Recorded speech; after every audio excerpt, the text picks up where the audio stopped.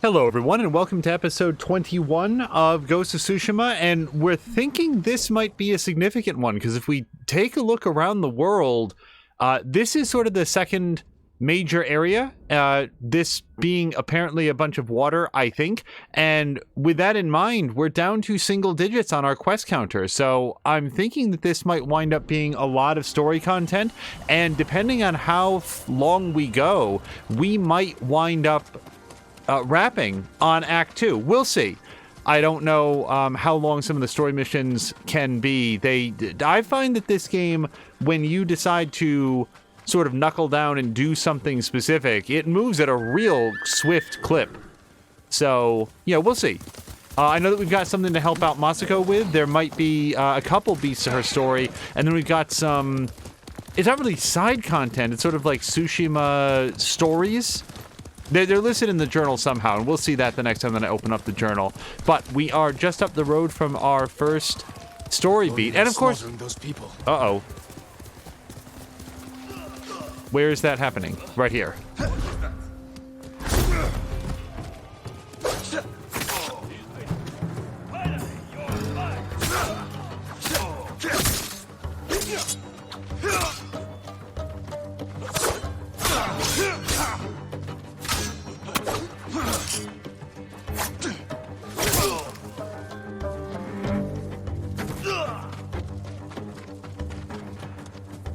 Wait, are these are the bad guys?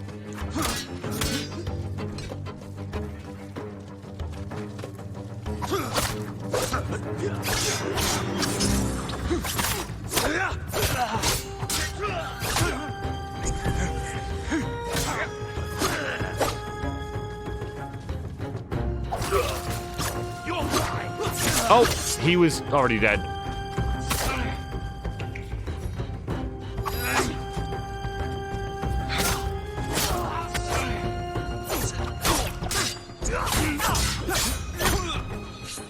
This isn't going my way.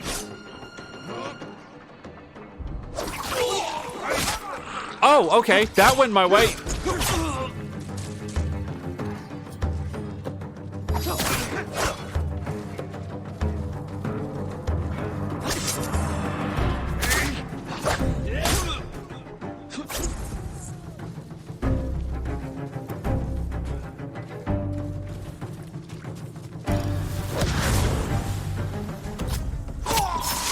Really hoping to get a chain assassination off here if I could, but I'll take what I can get. You don't have to do this. I super have to do this. Why do I not have an assassinating? They were butchering innocent people.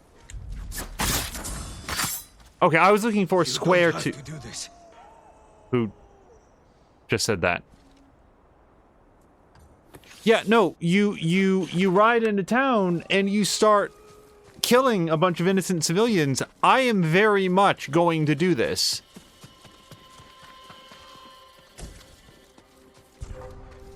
Think I heard someone. I should check the inn for survivors.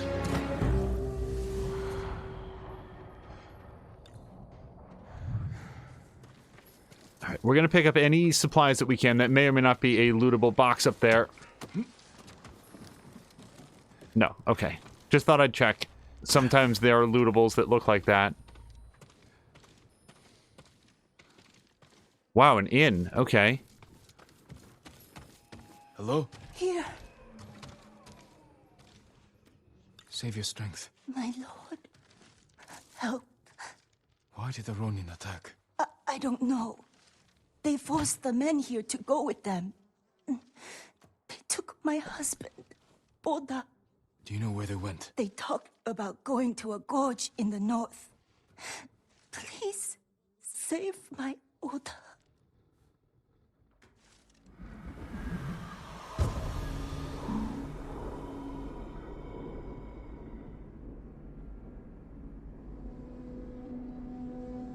She must mean Hollow Gorge. Thieves use it for smuggling and selling slaves. Wow, hold on, 1.3 kilometers away. That is, that's a jaunt. So let's go take a look. Oh, yeah, and it is deep into area that, again, I thought was water. Okay. Well, so be it.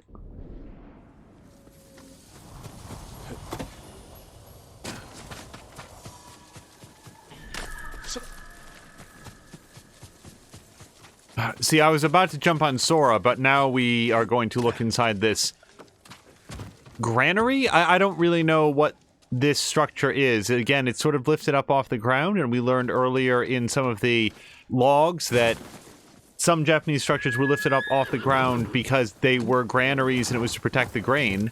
I think that's what we learned. It's been a long journey in this game, and I'd like to say that I have learned a lot about Mongolian artifacts and feudal Japanese culture from this time, but I'm always a little bit leery about learning any history from video games because almost as much as the History Channel, I feel like video games will kick their lord a fit, and the line between historical fact and this was convenient for our video game, I just, you know, want to make sure that I'm not drawing my lessons from the wrong place. I actually don't know that we have anything else to do with these predator skins. Last time we looked, we were good. We were good on all our upgrades. I don't think I need to hunt pigs anymore.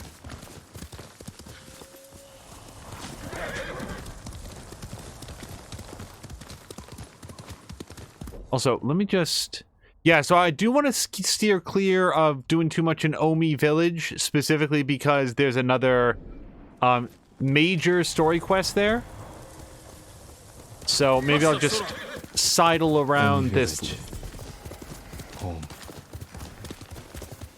Oh, this is his home, really? Okay.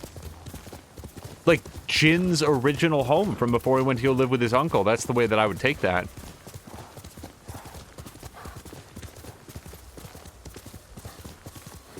I anticipate that we will be back to explore that later in this episode. For now, we're going to focus on searching the Ronin camp, because that woman, with her dying breath, begged Jin to save her family.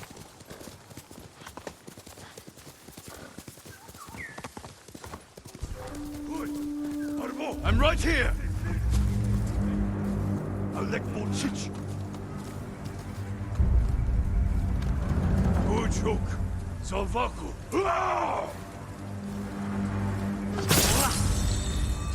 I really needed that resolve.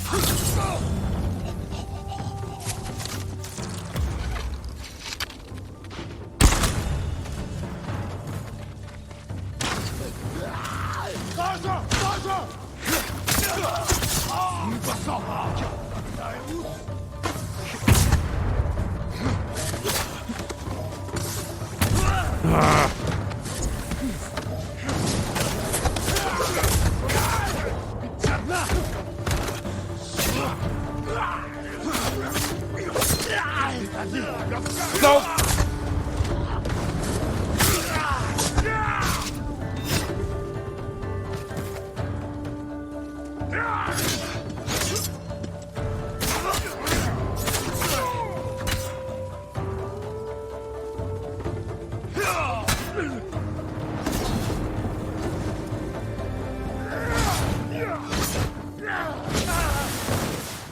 Oh man, wearing threads of straw is not great against the guys that light you up.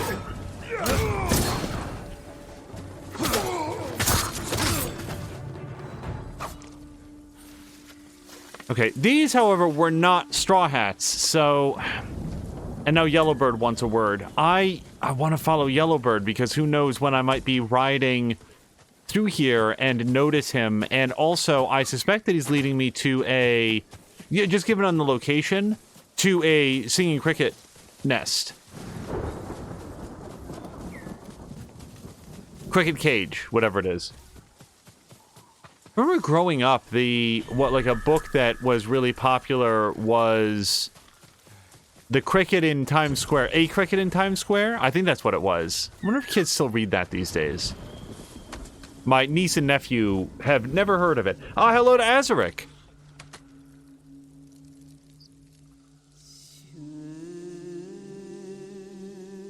Let's see, Rebirth.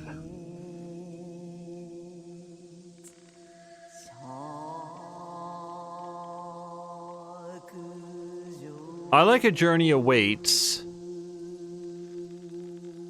Wait, what was this one? Sparring in the wind. Like a journey awaits. Azric, I hope you've had a great weekend so far. Gilded armor splashed with red. What a wonderful stanza. Yeah, no, I think that first one sounds great.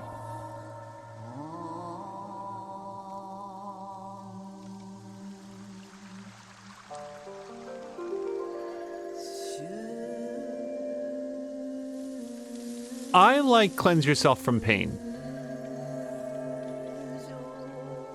A journey awaits. Gilded armor splashed with red. Cleanse yourself from pain.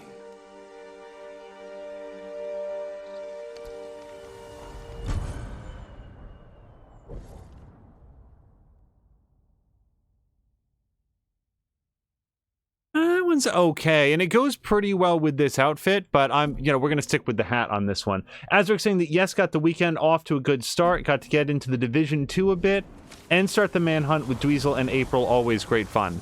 I have really enjoyed getting to watch people dive into the Division 2. It makes me excited for whenever it is the Division 3 comes out, because I joined... Like, I started watching the Division 2 on Twitch via you and SG Tiffany and Patikin and Tashir Games, like, when you guys were all super deep into it. I don't know who all of you was streaming when the Division 2 came out, but I never got to see that path of discovery that you guys were on when you first started playing, before there was a meta, before, like, everybody was super late game. And I'm looking forward to whenever that happens. Oh, I am just standing right out in the open.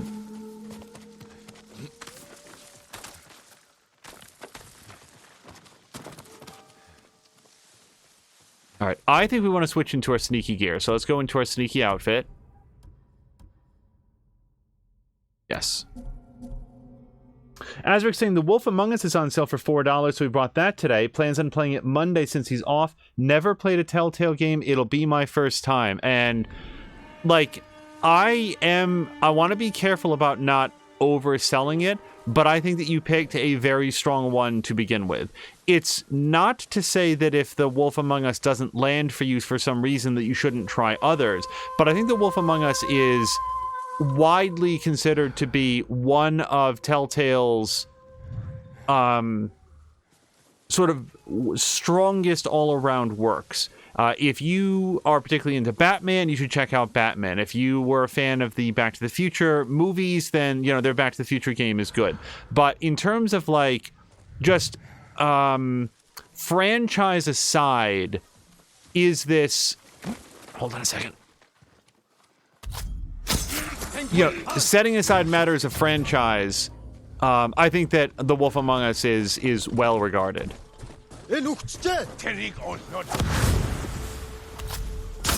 I certainly enjoyed it a bunch and was very excited when I heard that they were planning a sequel. Oh, he's still kicking.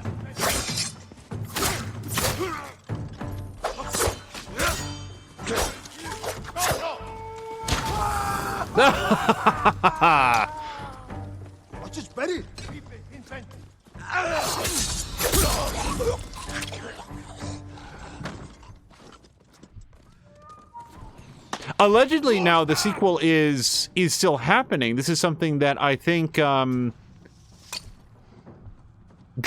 had clued me in on. That although Telltale is no longer a company, Skybound, which has brought out a lot of their properties, is allegedly still working on it, and I hope that they are, because I would love to see more in that universe. Interesting. Azric saying, yes, supposedly there's supposed to be another trailer at the Game Awards. I will not watch the trailer because, assuming that the game comes out, but that is awesome news.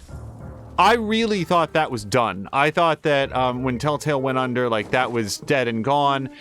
So the fact that somebody else has picked up the mantle, and if you and I, Azric, were having this conversation, let's say 3 weeks ago, I would have said, yeah, you know, we'll see how it is.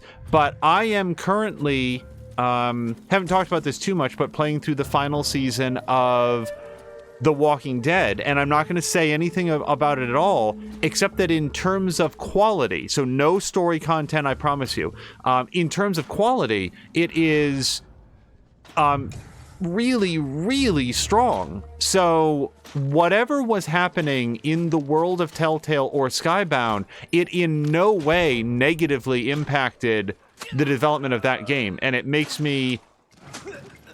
What the hell is happening up there? It makes me very optimistic for The Wolf Among Us 2.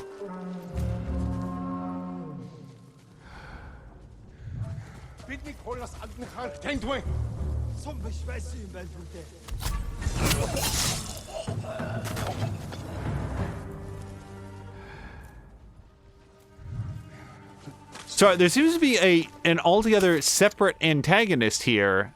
I cannot tell if this person is wearing a helmet or not. I'm going to err on the side of yes. Oh, but you still can't shoot through the shield, so lesson learned there. Also, I'm a bad shot.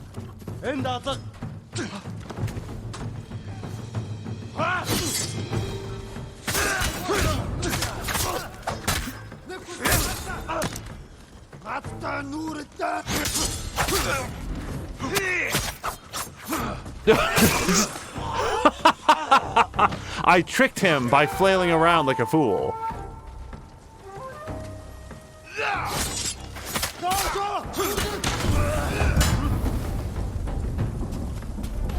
Okay, no, come on, man. You wanted this fight. Let's do it.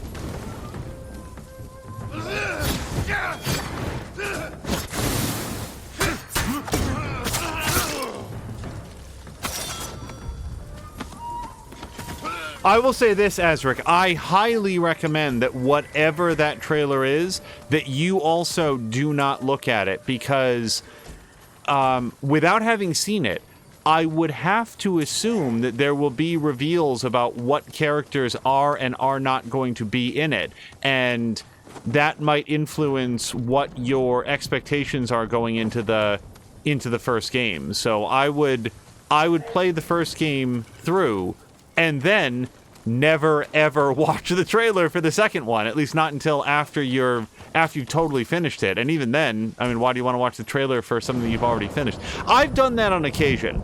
I've spoken about this in the past, but after watching the movie Oblivion, for some reason I went and looked at the trailer for Oblivion. I think it was just because I had to dodge that one for so long, and the trailer for Oblivion gives away so much of that movie. The trailer for Oblivion gives away like 2/3 of the story. It's awful. And by the way, so I'm talking about the Tom Cruise, let's just say the Tom Cruise movie, because he's front and center. Do not, if you ever want to see Oblivion, and even if you think you don't, just don't watch that trailer. Do not reward that kind of behavior.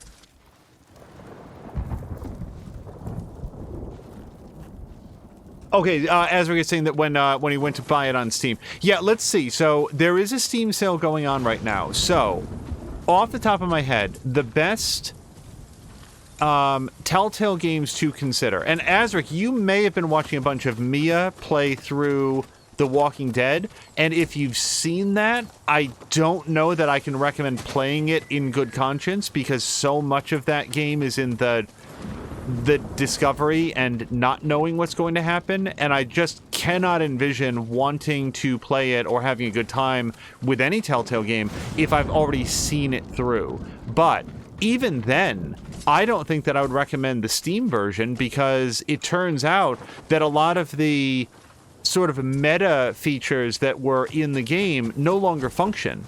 There used to be...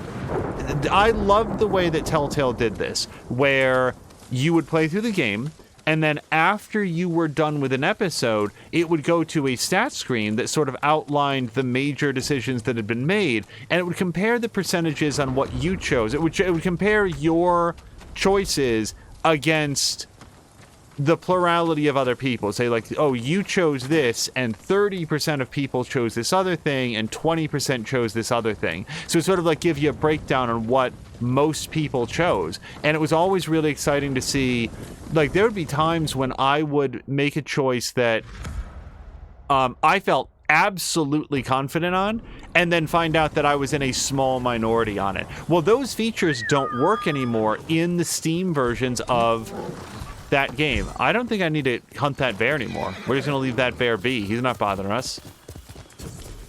Now, what you can do, though, is get the... Wait, I hear Fox. Hello, Fox.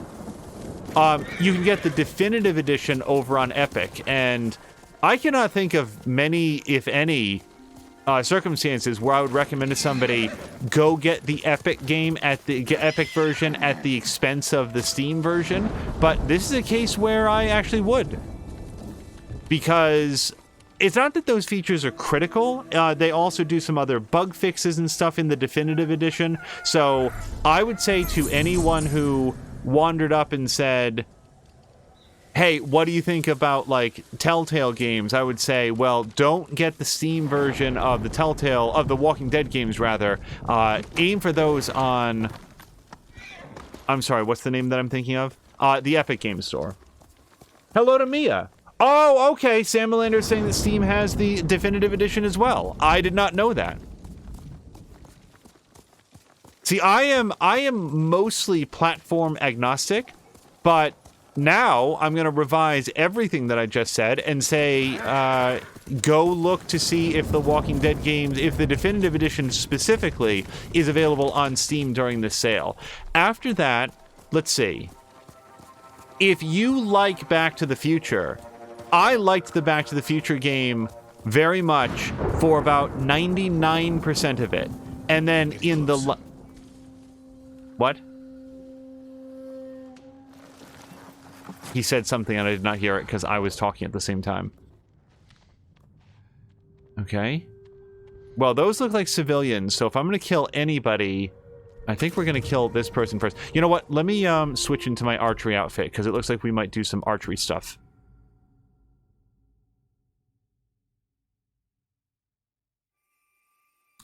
Let's see. As we're saying, long time no talk. Similar to saying, I have two platforms, Steam and GOG. If I can't get it there, I'm about 99% less interested.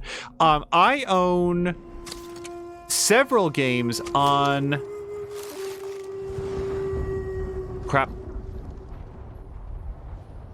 Epic Games Store, and the vast majority of them were purchased... Not purchased, rather. They were part of their giveaways.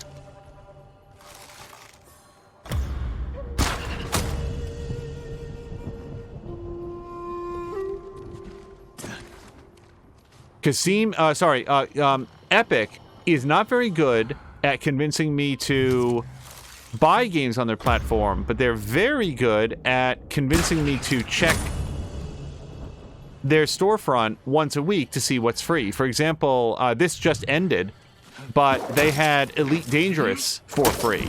And that is, like, that is the perfect way for somebody to tell if they are going to be interested in that game.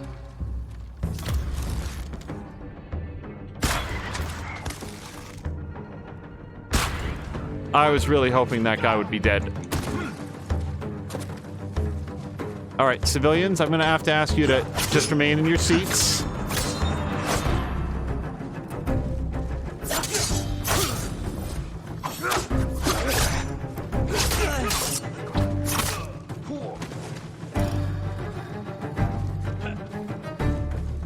I did see that guy apparently fly away, but I'm very focused on not getting stabbed.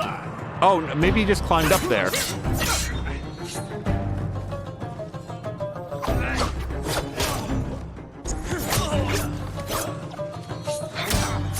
Also, Mia had said, you know, sneaky, not telling us where they were going. So Mia had a big Discord event, and I don't know, it seems to me real gauche to say everybody, well, I'm taking off a little bit early so that I can go stream when everybody's having fun doing this thing. Okay, well, that sucks. I stabbed that guy to death. I don't think I do want to spend resolve. I am not going to spend the resolve to get back up. I don't want that guy dead. Not on my conscience. Simulator has Elite Dangerous on Steam. I have... Where do we have it? That's not on Steam, though, and it's not on Epic. They have... Okay, they have their own launcher. Okay, so we have Elite Dangerous on its own launcher. Apparently we bought it directly from the store. From, like, the, what's it called store?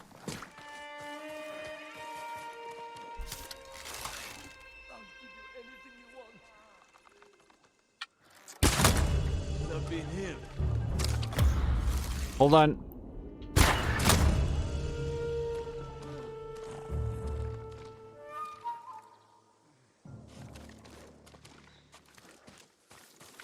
Yeah, I mean, especially when you consider that Elite Dangerous, like, now the Horizons expansion is just folded into the...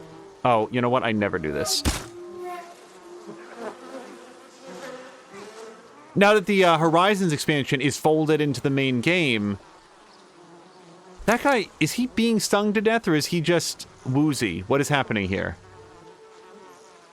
I feel like the hive rolled down the hill, and he's actually perfectly fine.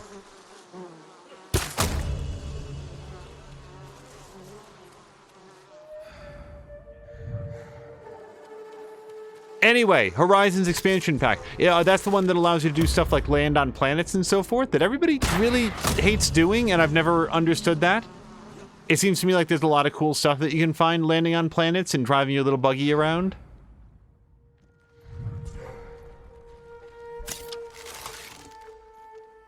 I know it's him. Who did this? No point. Simulator says that he continues to be unimpressed by Epic. Yeah, I will say this of the games that I do have on Epic. So the vast majority of them are their free stuff. There are a couple things that I got because, at least at the time, they were Epic exclusives, and I thought that I'd really want to play them. Chief among them, Phoenix Point, which is from I want to say that that's by Julian Gollop, isn't it? The original creator of XCOM, and he came along with, like, this, you know, sort of positioned as being a fresh take on the idea, with Earth being overtaken by sort of mutant creatures that are boiling up out of the oceans and stuff, and that seemed pretty cool. And at least at last attempt, I can't get the game to run for longer than 5 minutes. Hold on, let's have a chat with this guy. Were you taken from the inn? No, my lord. They passed this way, but headed east. Do you know where? They mentioned some cliffs near the river. I know that place. Take supplies from the camp and get to safety.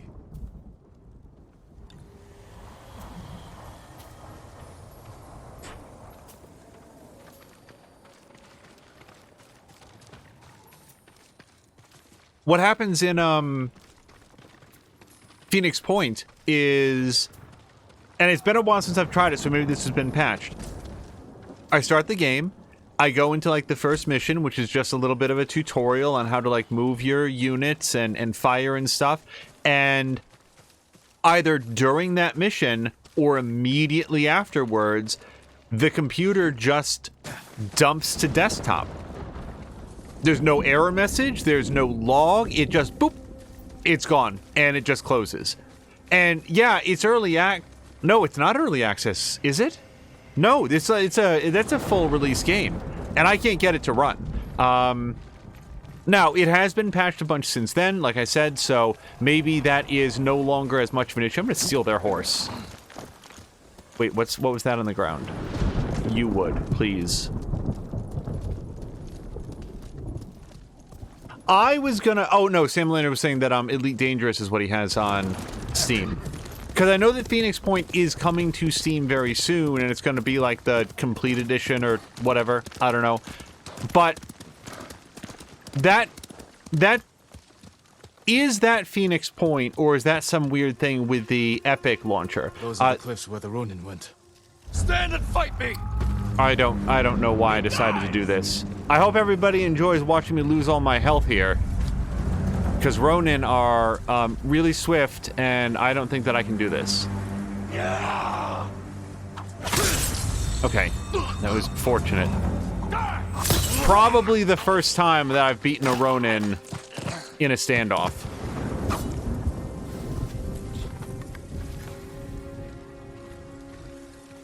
Also, I think that the time for archery has passed, so let's switch into... probably... back to this.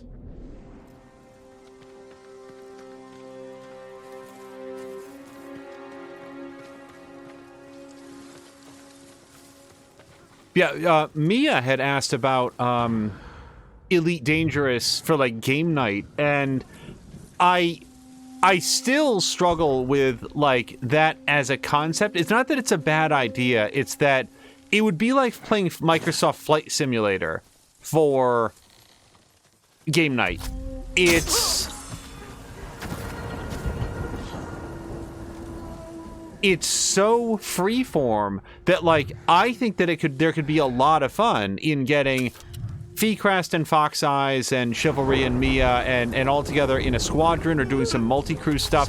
But the reward systems in the game aren't really set up for that, at least not right now.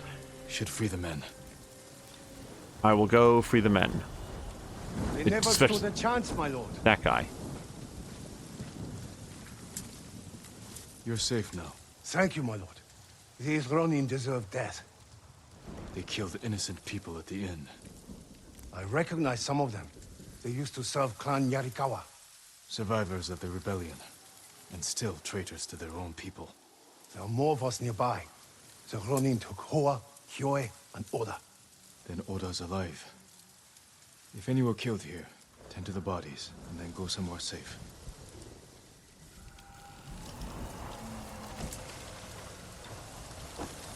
Similar to noting, never ever play open, play it in open mode while on stream because you'll get stream sniped. Yeah, and I don't doubt it because there are pirates and pirate factions, pirate clans in the game that would do that just for fun. Elite Dangerous, it is the perfect game to play if you want to have a show on in the background, unless you're playing in VR, in which case that's awful. But a show on in the background, a podcast on, or if you want to, like, record a podcast. Like, if we were all doing, like, the Mia show and, like, recording, like, a podcast or something for the benefit of others, Elite Dangerous would be a really great game because there can be very long tracts of time where nothing is happening in Elite Dangerous, and that's by design. Distance and travel is such a major focus in that game, and it turns out that traveling across 16 star systems to get to where you want to be, that just takes a while. It just does. I do not know how to deal with this. That looks like many guys. Oh, that looks like all of the guys. We're gonna have to thin that herd. Timlin is saying it's not pirate factions, it's assholes who think it's funny to troll streamers. Which I was being charitable. I think that's very true. Okay, so we do have some civilians here as well, so I don't want to hurt them. Yep, let's do our old... Well, hold on. If we're gonna do some ghost attacks, let's prep up, and we're gonna do the Kensei armor. Yeah, Mia, I don't know if you saw it, but this is his new outfit. He's part scarecrow, part samurai. Oh, and he's got a fur on as well. So part scarecrow, part cowardly lion, and that was not the right button. There we go. Okay, and we want to switch to this because this outfit is way more damaging.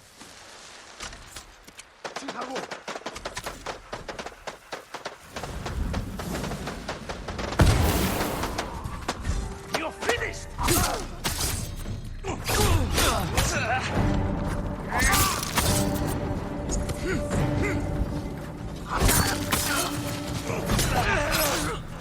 Nope, don't die after that.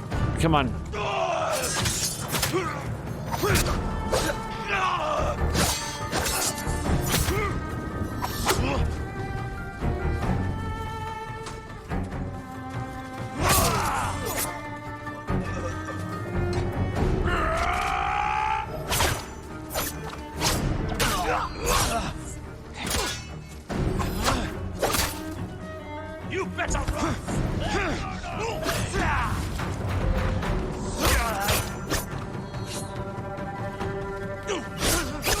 Okay.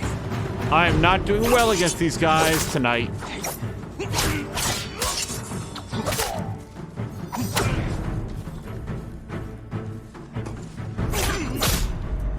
Okay, this time I am going to get up because I didn't kill any civilians on the way down, but I definitely need to heal.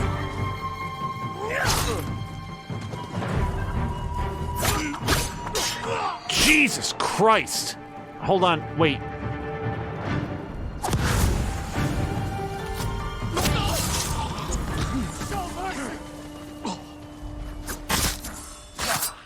Oh.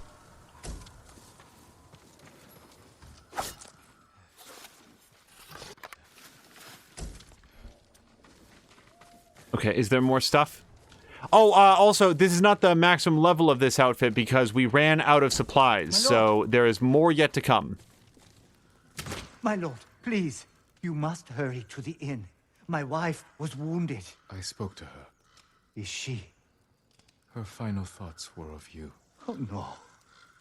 My poor sweet wife. Her death was avenged. These ronin will never hurt anyone again. Thank you, my lord. I need to see her one last time and say goodbye.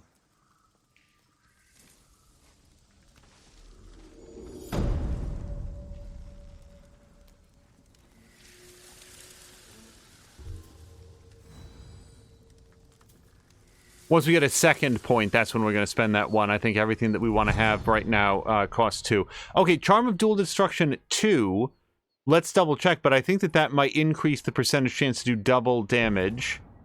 And it does. 10% chance to deal double damage. So there's a couple outfits we're going to put that on. Not this one, but let's take a look through our other outfits very quickly. View upgrades? No. Okay. Nope. Wouldn't mind a faster way to look through this. Yeah, so here it was only a 5% chance for double damage. We'll up that to 2. And since you can use the same items on multiple ones. Nope, this one doesn't have any. And then let's go to the Kensei armor. I don't think has that. No, Gosaku's armor would have been next. Nope. And then finally, the only other one was Traveler's Attire, and I don't think... Oh, we actually do have that on there. Okay. Yeah, let's switch that up to Dual Destruction 2.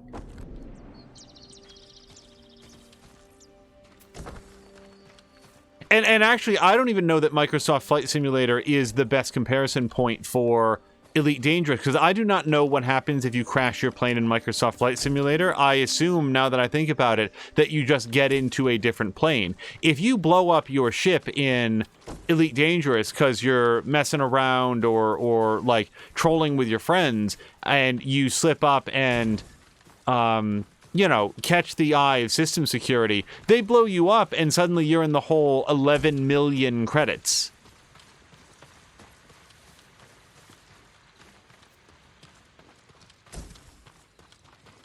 So it's a game with an economy that has some real consequences to it. Sorry, I'm looking around for any supplies that we can find.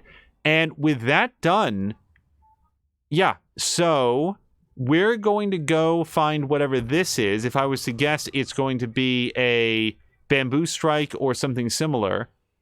And there's nothing closer to us. And then we're going to go check in on good old Masako. Tail 6 of 9. And if we take a quick look here...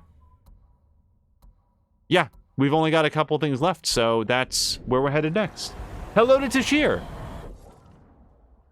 Tashir, I gotta say, I did not get to see nearly as much of Division Force today as had been planned. I had to run to the store, and then that wound up taking a lot longer than intended, and then everything in the day sort of snowballed from there. But I hope that you guys had a really, really good time.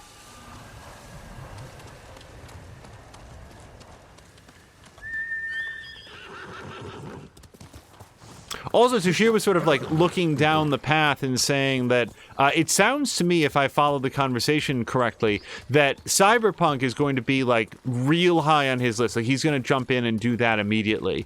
And that'll be interesting, because I was like, I wonder how much different these last several months would have gone if it had been known a lot earlier that Cyberpunk was going to get pushed back to, was it like, is it December 10th? Is that when that game comes out now? But like, that game was originally supposed to come out in like October, wasn't it? And they got pushed back to November and then again to December. And I do not fault their decision to push the game back at all. It's just, I wonder how many people like Tashir were saying, okay, I'm going to hold off and not start a big game because I want to have my schedule open for that game. I really need this resolved, so that's pretty helpful.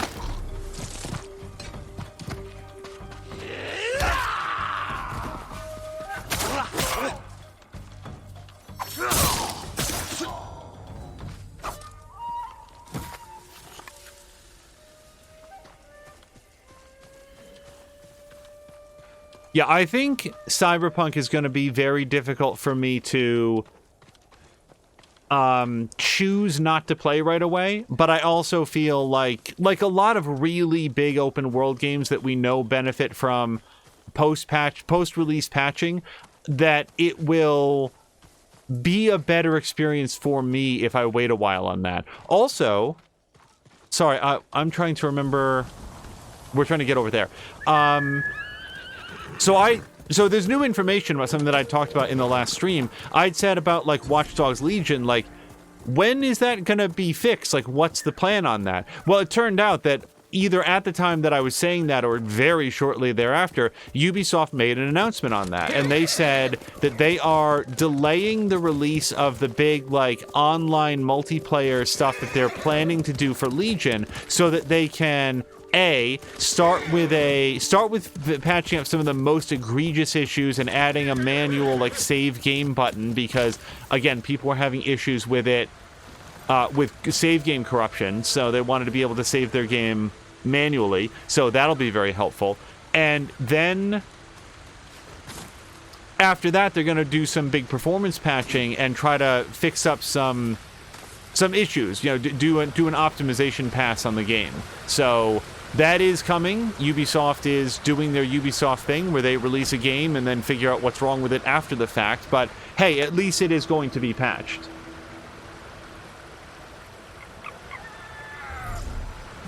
Now, by contrast, I think that Cyberpunk 2077 is going to come out in extremely good condition. I just also think that it's going to get a lot better from there. I think that a game of this size with a development cycle like this has had there's going to be things that they just didn't get to. Things that they either want to change or that the community will say, hey, you missed the mark on this, and then they will be able to patch that up afterwards. And you need look no further than the post-patch release for The Witcher 3. So that's the thought on that. And hey, maybe we'll change minds between now and then, and I will jump onto that particular bandwagon along with everybody else, because I do very much want to play it. I am very curious how a CD Projekt Red game is going to play in first person. If you had asked me a year ago, and I think I might have said this a year ago, I really thought that at some point in production, again, this game has been, it's had an unsteady development cycle with a lot of delays and a lot of issues that have come up. I really, really thought, I'm trying to find some way to get down from here that doesn't involve broken shins. Like, is this deep enough? I feel like if I jump from here, I'm just going to die. And he cannot do an Aloy slide down this, by the way. Okay, I'm going to gamble that this is deep enough. Son of a bitch. Okay, well.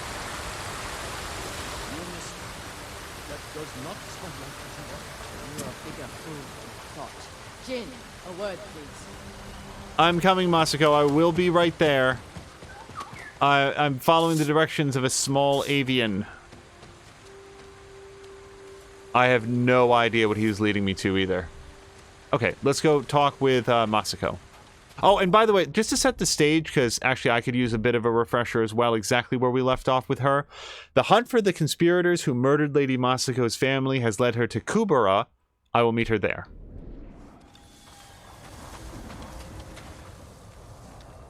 Masako, what's wrong? A man named Kajiwara recruited the men who killed my family.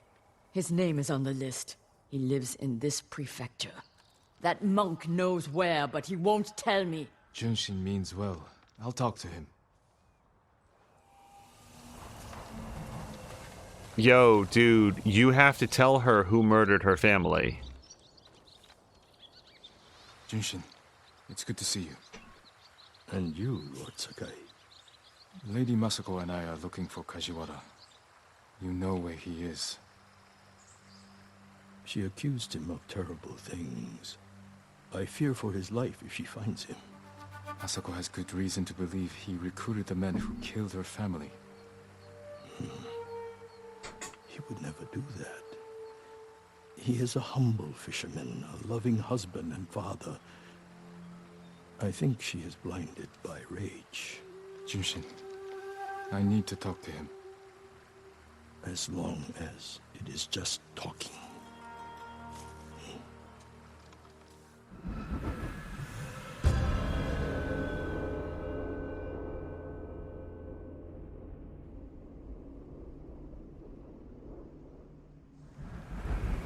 Take the road from here to the coast. Kajiwara's hut is on the beach.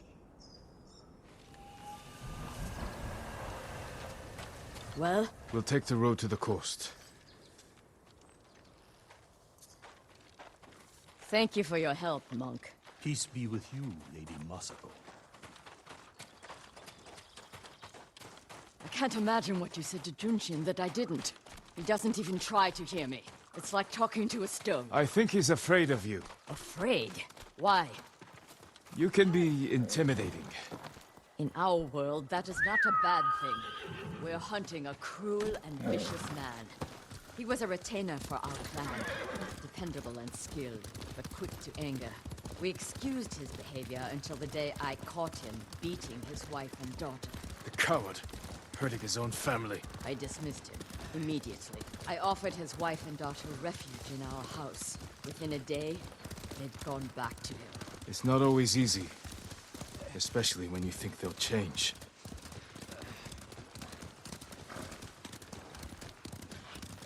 I love it when This night. path should take us to the beach. We'll leave the horses to avoid being seen. We should approach with caution. I don't want to put Kajiwara's family at risk. Okay, approach with caution when it comes to Masako is code for she's going to charge in and start a giant fight. So we're just going to get this ready right now. Oh, you know what I keep forgetting to do? I keep forgetting to look for cosmetics for our other armor sets. Let's do that after we work with Masako here. What I was about to say is that I really like it when Toshira's here and Streamlabs pipes in about streamer effects because it gives us an opportunity to talk about it. Kajiwara's fishing hut. Not right this One was second. found it. They may have already killed him and his family. There's a chance they're still alive. Let's go.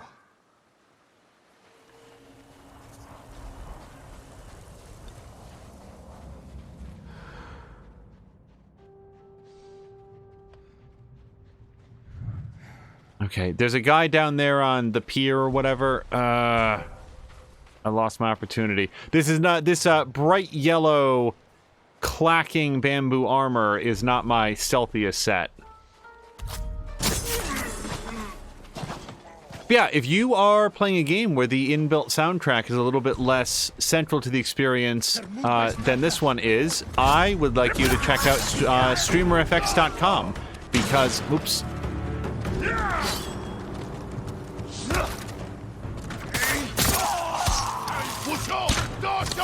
We have good cause to believe that Twitch.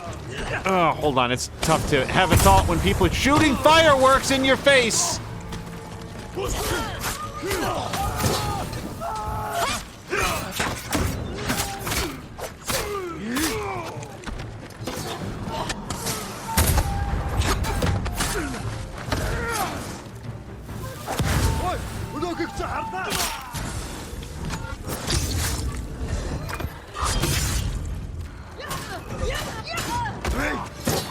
Yeah, how do you like it?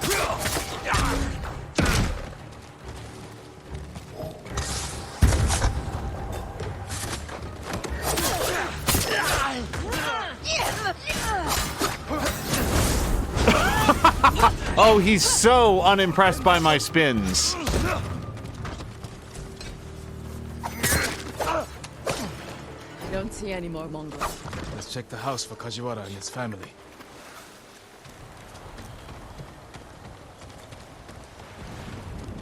So what I was working around to was Streamer FX is a great site to get dynamic radio with royalty-free songs done by professional musicians for your streams, so you don't have to worry about them getting muted, because apparently now even in-game soundtracks can get you a lot of trouble here on Twitch, and until they get that sorted out, assuming that they ever do, Streamer FX gives you a great backdrop to whatever you might be doing where you don't have to worry about that, so check that out.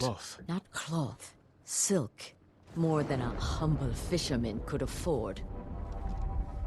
And Tashir says that hand cannon is brutal. Yeah, isn't it? When it just sends you hurtling into the into the ocean like a reverse cannonball. In blood. It doesn't look like a Mongol weapon. It's a fisherman's tool. This must be Kajiwara's wife and daughter. I always feared this would be their fate. Maybe the Mongols killed them? Then where is Kajiwara's body?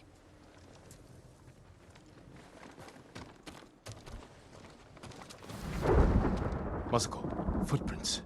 Leading away from the hut. What if Kajiwara survived? Ran like a coward. Let's follow the footprints.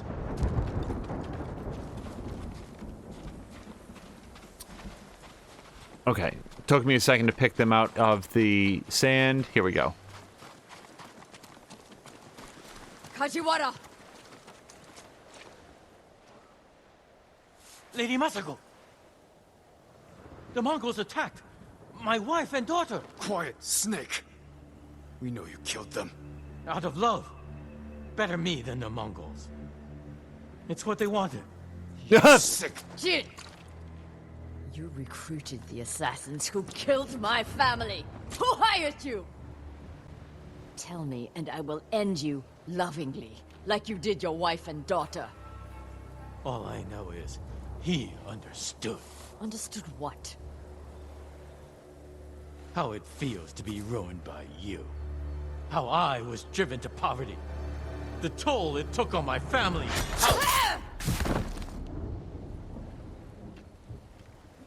I couldn't stand to hear another word. Everything he said was a lie. Except about being ruined by me. I know Sadao felt the same way. The conspirators are bonded by hate. The attack on your clan was personal. Organized by a rival samurai with a deep grudge. But I can't think of who. We'll find him.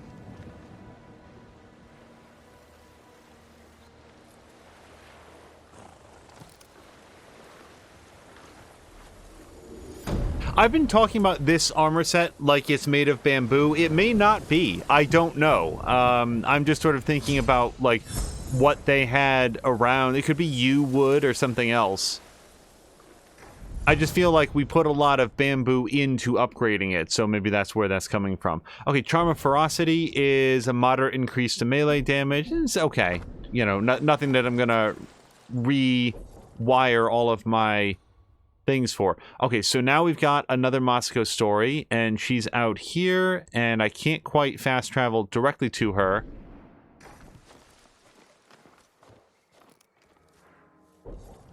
Lady Masako's list of conspirators grows thin, but the person who organized the attack on Clan Adachi is yet to be found. Masako has gone to Atsuna. Perhaps she has new information.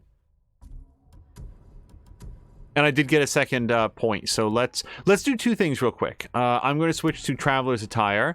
I'm going to go to Techniques and upgrade... What do we want? So we could upgrade our successful standoff, and this is the first stream in a long time where I've done them successfully, so that might be a good idea.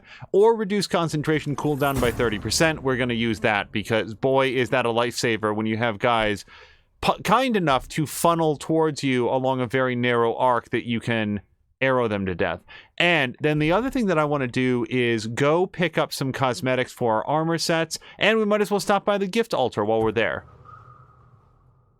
Wait, do I need... Okay, merchant and trapper here, so one of them should have what we want. Also, as long as I'm shopping here, I did want to clarify, because we got some PMs afterwards from people that I don't think maybe I was entirely clear. When we were talking about the reboot of Nightmare on Elm Street, I was not suggesting that Fred Krueger literally take the form of student debt. Okay? That's... no. What I was talking about is the need to tap into the societal anxieties in order to make an effective horror movie villain, and that if you want to update the... Okay, this guy does not sell cosmetics. If you want to update the legend of Nightmare on Elm Street, you have to do more than just replace John Saxon with Clancy Brown and call it a day. You have to... Yeah, here we go. Yeah, we've got all sorts of armor dyes here. So, let's go... Sorry, just take a quick look at this. Okay, so we've got blue. And this looks like red, but I want to see it. That's actually kind of black, too. Black and red. Okay. And then, what's the other one? Oh, he does not sell. Hold on a second. We've got 2 undiscovered armor sets. I thought that we were down to just 1. Interesting. And nothing, by the way, for the other set that we have. Okay. Well, then I'm going to spend my flowers on this. I'm going to pick up red, and we're going to pick up blue. Bring more, it's yours. Okay, and now we will go head over to where Masako is. Oh, wait, we want to stop by the gift altar as well.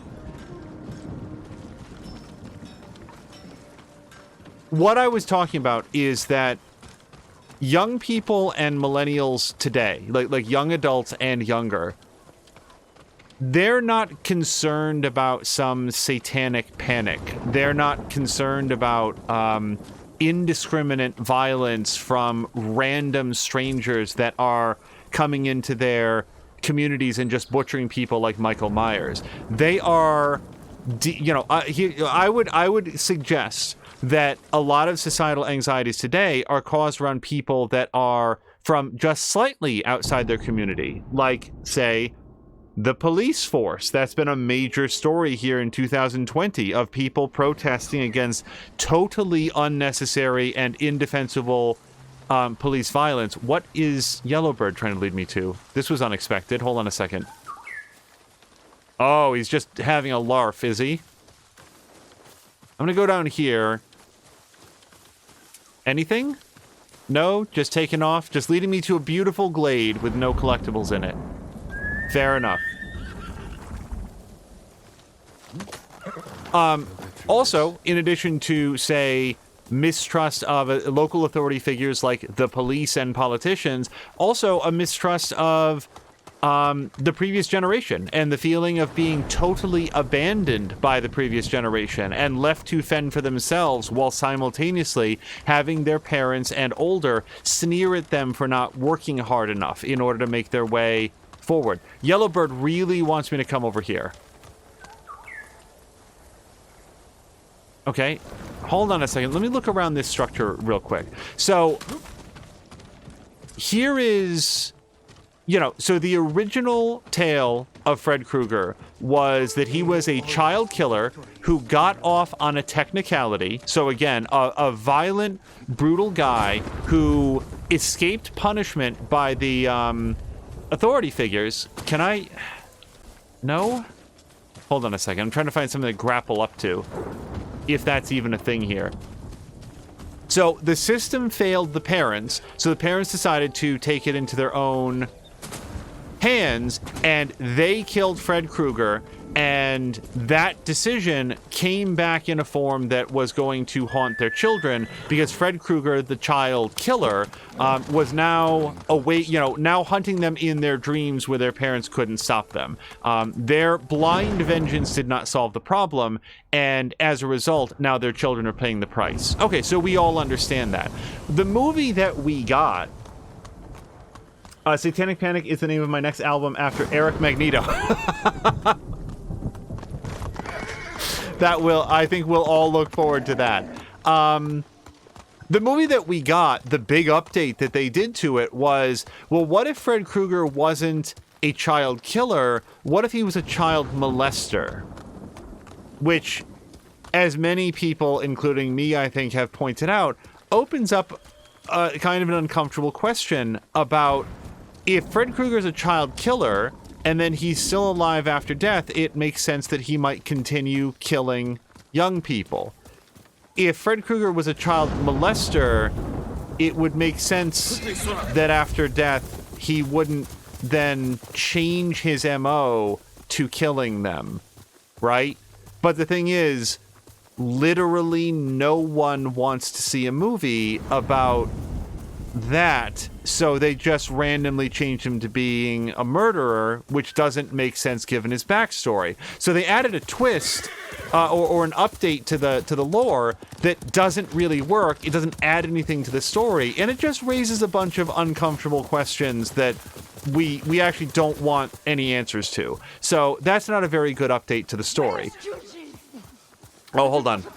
Speak, monk! Please stop! Where is Junshin? Masako, what are you doing? Helping this monk find his tongue. My lord, help! Masako, let me handle this. Fine. But if you can't make him talk, I will.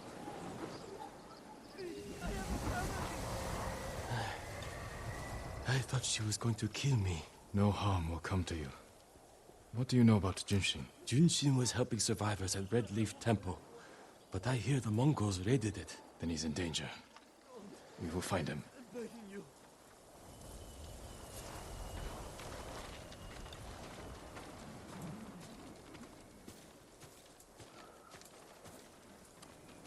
What do you want with Junshin? He conspired to kill my family. He's been saving refugees. And his name wasn't on the list we found. Someone left him a note at the temple. It's identical to the ones the conspirators carried. Junshin was promised supplies for his relief camps. In return, he was to provide information on my whereabouts. It's just an offer. This proves nothing. It proves he had contact with the person who killed my family. We will get to the bottom of this. By talking to Junshin. You have my word. He was last seen at Red Leaf Temple.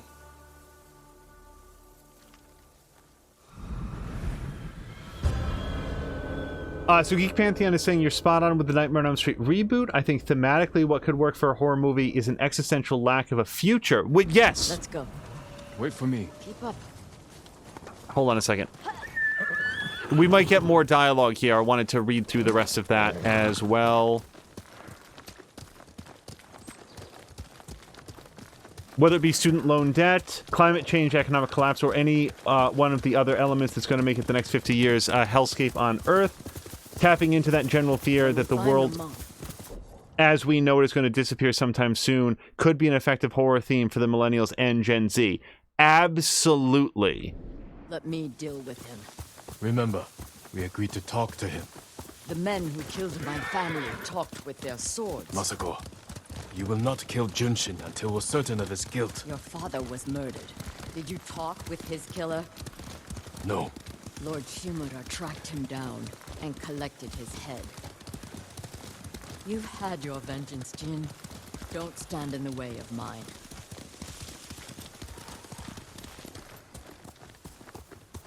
See, quickly on the topic of the game that we're actually playing, I think that Masako should have her vengeance. I do want to make sure that we are not killing random people indiscriminately because of how angry she is and she's not sort of thinking through her targets.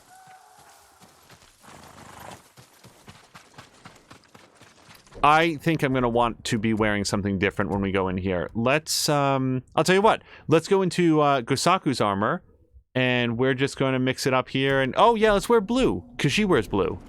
Enough! Please stop killing that man.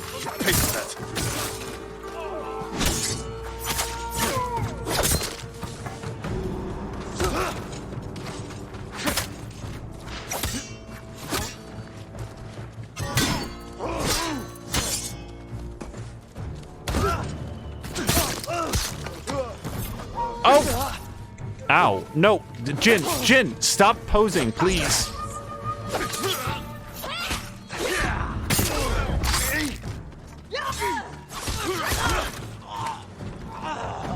They murder these people on temple grounds. We need to find Junshin. This way. Wait, I need to see if any of these people drop supplies. I'm trying to upgrade one of my armor sets. No? Okay. Yeah, for anybody who's curious, Temple is close. And so is the monk. you cannot interrupt Jin's sword put away animation. So if you start that and then a spear guy runs up to say howdy do. No, you strike quietly. Jin. Or they might kill the monk. Fine. I'll take one, you take the other. Actually, I can take both of them. I've got dual assassination now.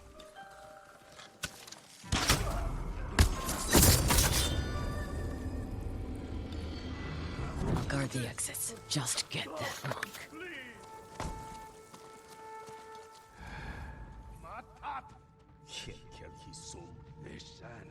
Okay, how do I do this? Because Jin has a lot of talents, but he's not actually Batman, so...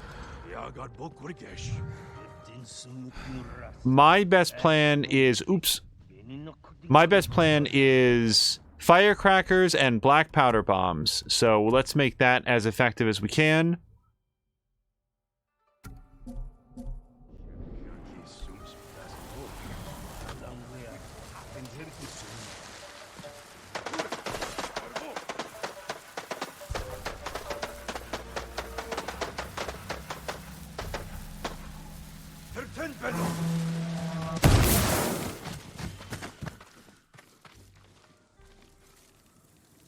Was that all four? Oh, that worked out better than I thought. Lord Sakai, Reinforcements. is that you? I need to get Junshin.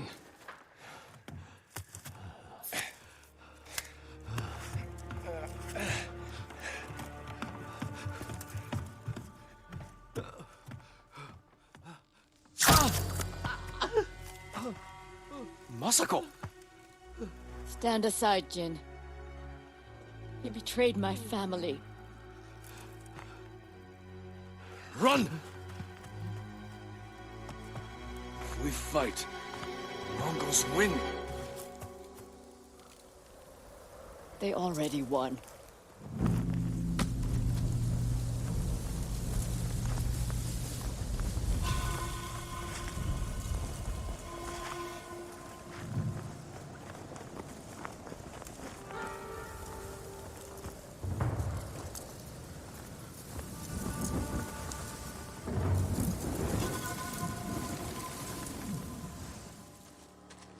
You were my friend. Give me the monk. No. I really, really don't want to do this. Oh, but I don't want to do that either.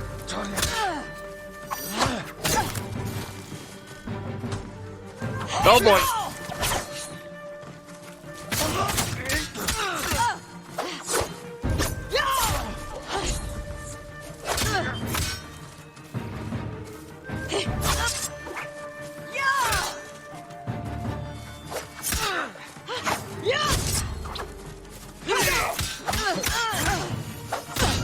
Can we fight to like a draw? Because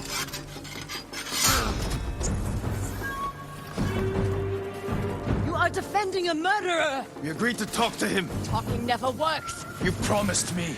My promise is to my family.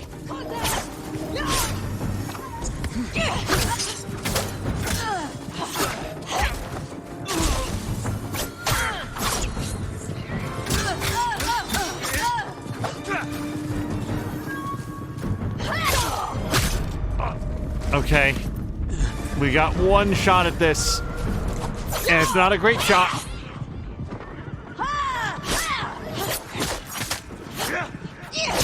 Nope. She gets the monk. Give me the monk. Yeah, that's it. Oh! Absolutely pitiless. You were my friend. Give me the monk. No.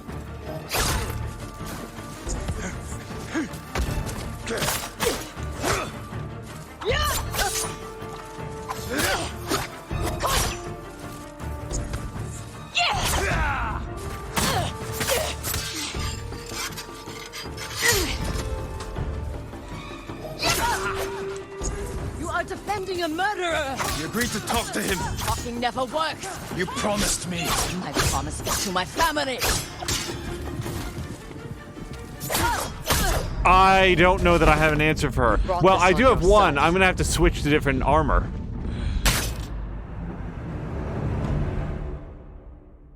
Yeah, my interest in fighting to a draw in Commander dataing this is not not remaining very strong. You were my friend. Okay, hold on. While they talk about whether or not they used to be friends, Gusaku's armor is, I think, our best bet because I can get the most out of the resolve moons that I have. And hello to he who dies.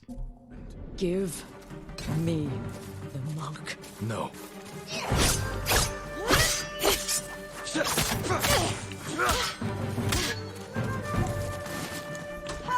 Nope.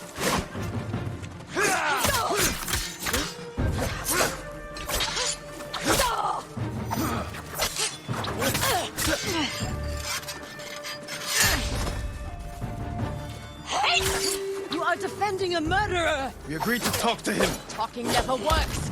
You promised me. My promise is to my family!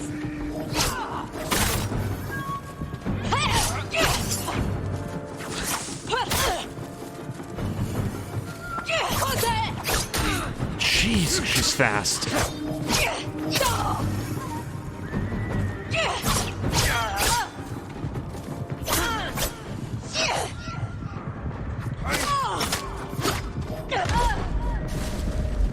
You brought this on yourself. So now the question is, do I still start in this armor? Oh, Hiyu, thank you so much for the cheer.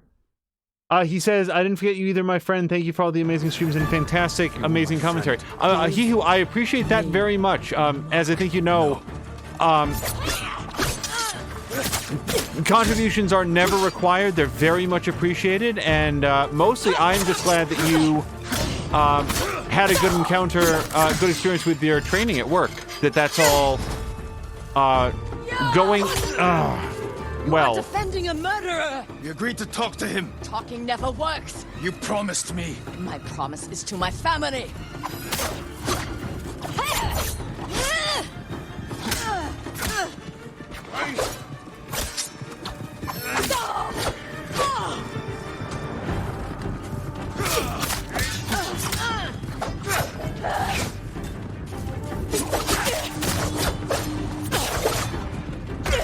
You hear them coming? They are the enemy.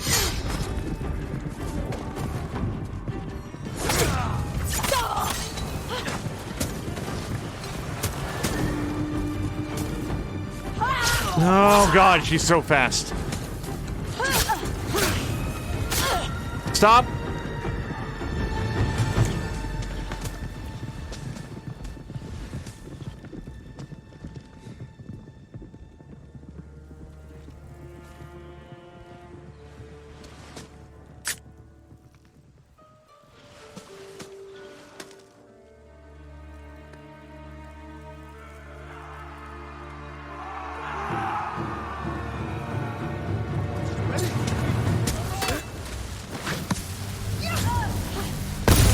Oh god!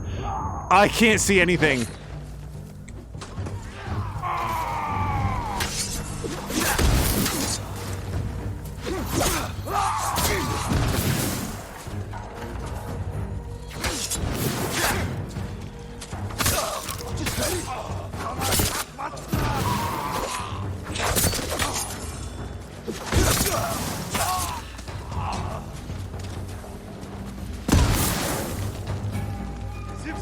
Hey guys, you're gonna have to go easy on her. I really just kicked the crap out of her.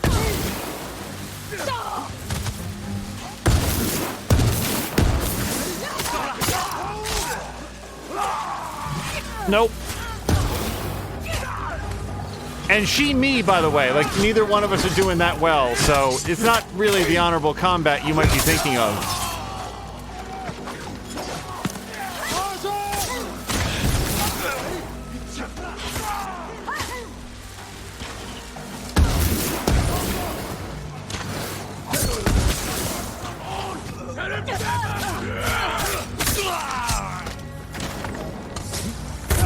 Oh, so much fire in the face.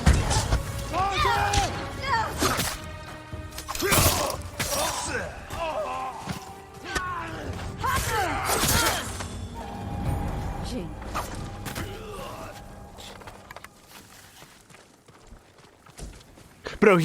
But sorry, he who very, very much appreciated. I'm just looking for any bodies to loot or any people I can stab for extra resolve. Nope, that's a 100% kill rate. Nothing to get. All right. You gave me your word.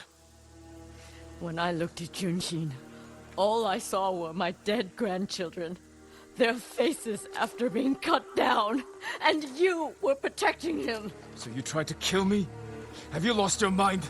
I have lost everything! No. You've sacrificed everything. For revenge. And what do you feel when you think of Yuzo?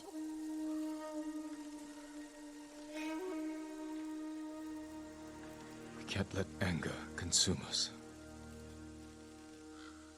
Or blind us to our friends.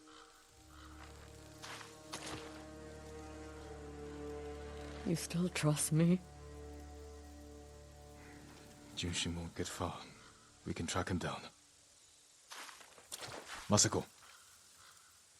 Don't ever try to kill me again. I won't. I promise. Look for his tracks. See, the me of it is hearing that as, well, I won't try to kill you again. Okay, look for Junshin's tracks. Well, there's a bunch of people through here. Return to the Red Leaf Temple. Wonder why they call it Red Leaf Temple. Jin, over here. Junshin went this way.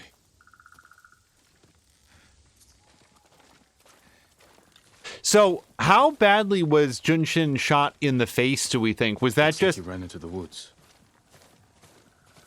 Was that Find just... Junshin. Perhaps I should speak with him first. So you don't trust me? It doesn't matter. Junshin won't. And we need him to talk. Fair point. But remember, Jin, he only needs his tongue to talk.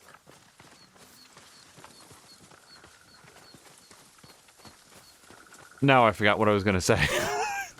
Apparently, 3 interruptions in a row is enough to knock words out of my mind.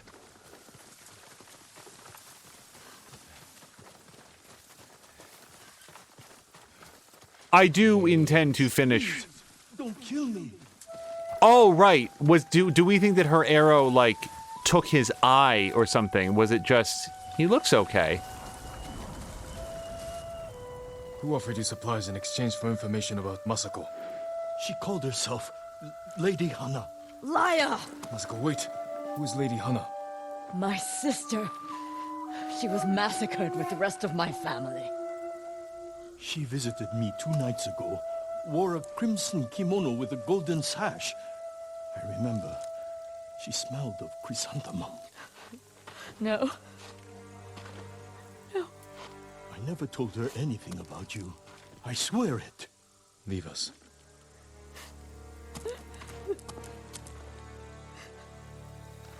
My sister's alive. She murdered the children. Why would she want to destroy your clan? I don't know. But I am going to find her. You don't have to do it alone. Meet me in Kamiagata.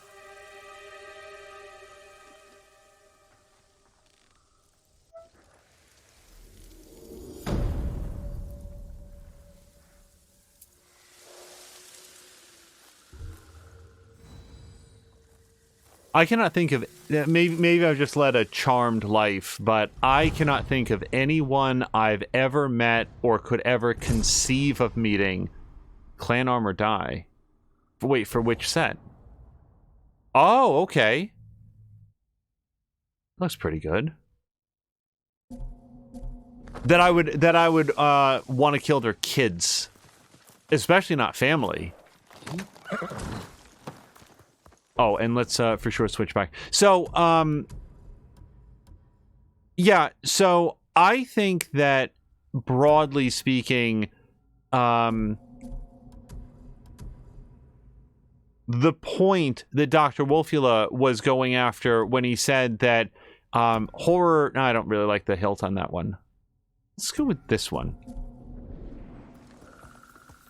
Horror icons tend to be reflective of societal anxieties of their time. I don't think that was a call to, like, they just need to remake Nightmare on Elm Street in a different way. I think that that was a call to not try to reboot the Nightmare on Elm Street franchise and instead come up with something that better suits the issues of our era. And by the way, I've heard that the movie Host, not to be confused with The Host, which is like based on a Stephanie Meyer's book, or a completely different movie called The Host, which is a Korean monster movie, which is very fun, by the way. But no, it's just called Host. It came out very recently and is sort of like a COVID pandemic era movie, like written and filmed this year, I believe. I've heard extremely good things about that. That's a good example of a movie that gets it, I think. Is this where Masako is hanging out? No, that's the generosity of Lady Sanjo. Do we know where Lady Masako is hanging out? Or does she need a break? I wouldn't blame her if she does. Let's go to the journal. Oh, she does. Okay, she's off duty now. Okay, something of great value was stolen from Lady Sanjo in Yumugi Cove, and I need to know what it was. And she's saying, and then there's the Michael Bay movie Songbird, which the only Songbird I know of is from BioShock Infinite. So I don't think I've heard of that movie prior to this.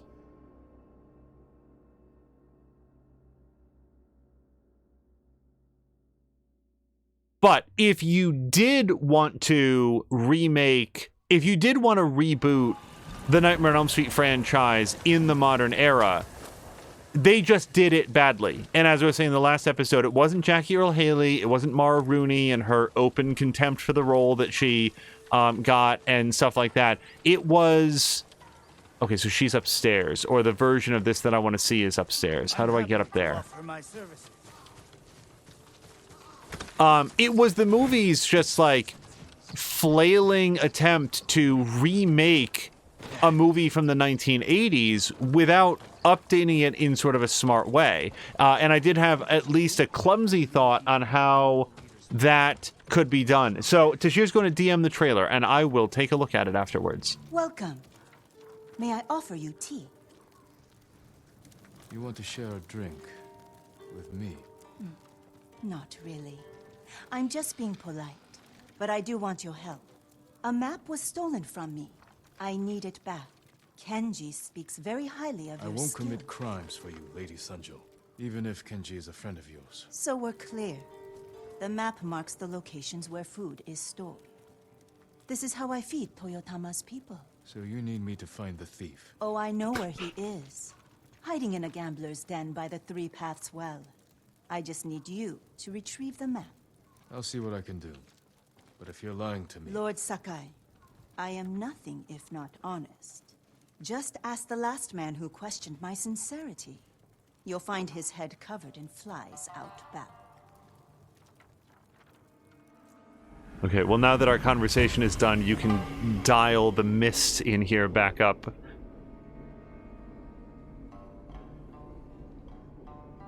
Be careful. Many people know the thief who took the map, and the lengths I'll go to get it back.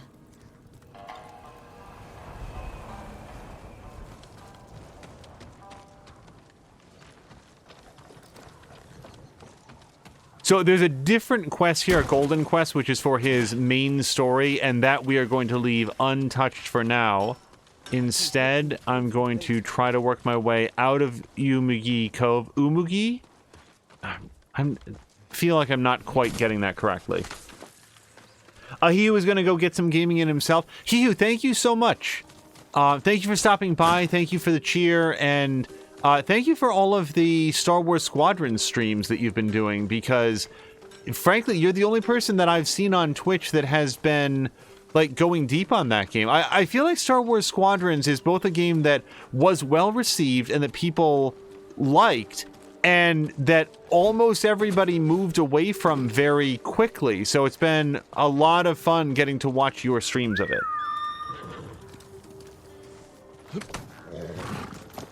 But like, people still like it. It's not like people are saying, "Oh man, that didn't hold my interest." Like, yeah, Star Wars Squadrons is great, but like, no one on our Twitch. Who is this? Who is this dashing and yet ominous person? Sounds like something over there. Yeah, it is something over here. It's me.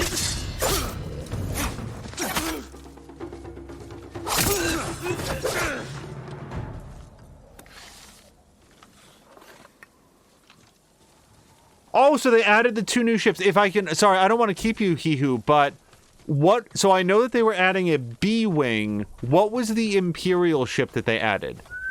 If I was to guess without any information, I would say Imperial Shuttle, because I know that has some combat capabilities, but I don't think was in the game previously.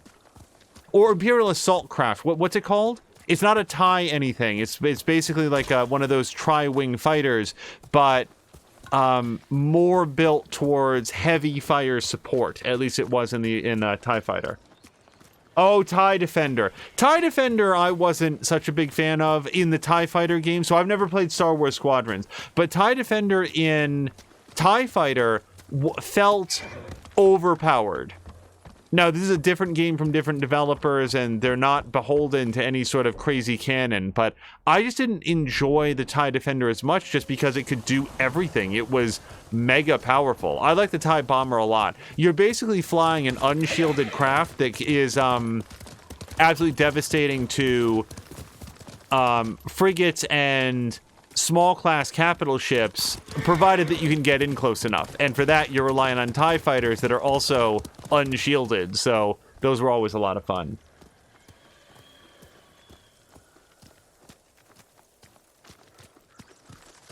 If you ask the majority of players what their favorite ships are, Empire, unless you're in an Empire Interceptor.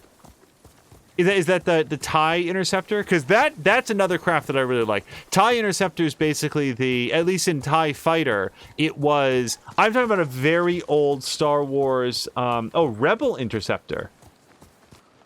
Interesting. Is that the A-Wing, or is there a different ship named Rebel Interceptor?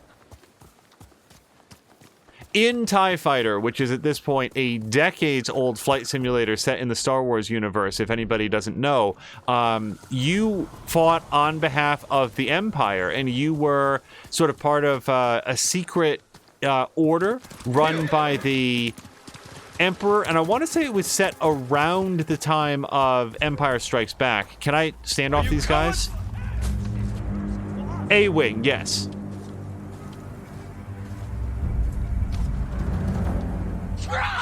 Nope, that's not the way to do that.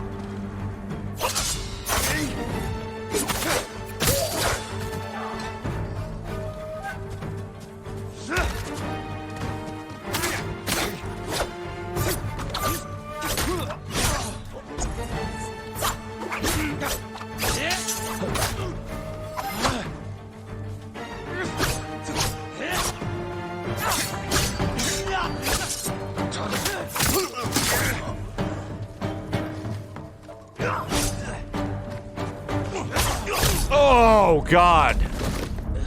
That one did not go my way.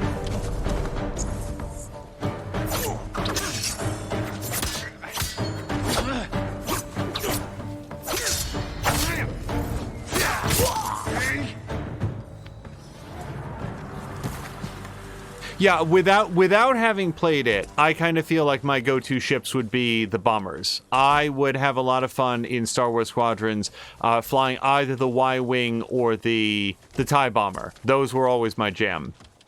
You give me good support, I will land ion torpedoes or whatever they're called onto those enemy weak points. Horse. But yeah, I knew that those were coming. I knew the B-Wing was coming. I didn't know that there had been a determination on what the Empire ship was going to be. And I So it's interesting to know that that has now been released. Come on. It was, I think, Andrew Reiner over at Game Informer that made the observation that the Avengers said, that Square Enix said, oh, the Avengers, we're going to be patching constantly and a steady stream of new content, and we're going to have material for years. And Star Wars Squadron said, we're not really looking at doing a lot of patching. We don't want to like add a lot of content. We want to have this fun sort of arcade competitive flyer and set it up so that it's... That's well. Where's the gambler's den? That's a good time, and not design it as a big live service. And in reality, although that is what the companies both said, the Star Wars Squadrons guys have been crushing it with patches. They've been quick to address any balance issues. They've been adding new content, new maps. That, you know, at that moment that he said that, the ships were still on the way. It's not what I want to do.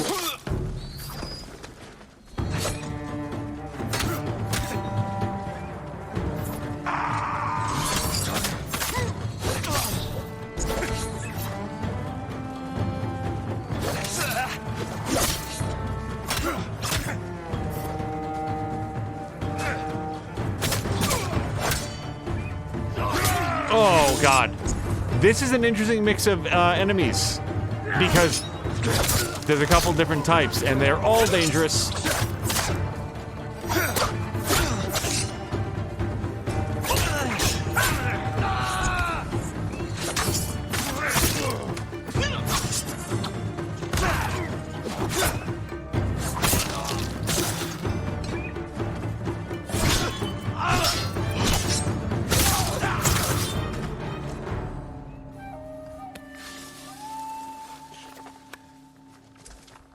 Let's pop over here. We're going to find out what this seal is.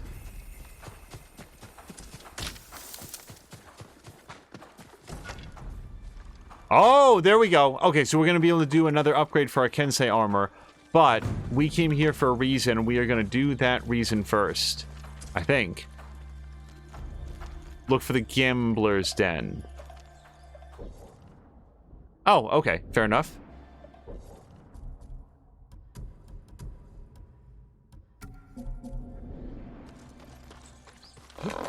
This is not my horse. Sometimes I just grab the closest one. One thing I'm looking forward to in Red Dead Redemption 2 is that my understanding is that different horses have, like, different capabilities, different feels to them, and that there's a real sense of satisfaction to, like, finding and taming a horse that has basically, you know, good stats, good speed, good loyalty, doesn't spook easily. That seems really cool. Breath of the Wild had something kind of similar to that. Must be the gambler's den. Appears abandoned. Tsuchima's confirming that yes, they do. Hello? The map is mine. Go away. I am Jin Sakai. Open up. And I'm Amateru, god of the sun. No. There has to be another way in.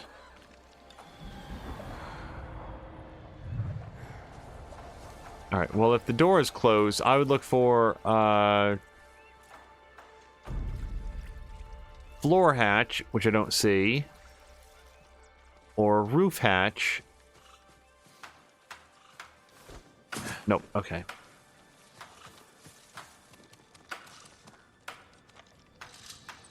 Alright, let me clamber up here. We'll see if we can get a... Nope. He cannot climb these rocks. They are unclimbable. Too much moss. Tashir loved his first and third horse, but hated the second.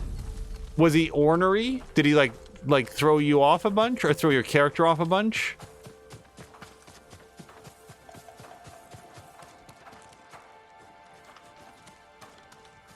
Okay, maybe I'm overthinking. Maybe I should just look around the edges. So, that is closed, right?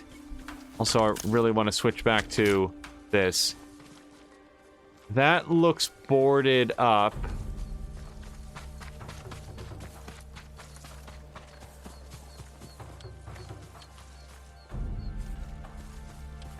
Okay, I'm not sure this was intended to be a big puzzle.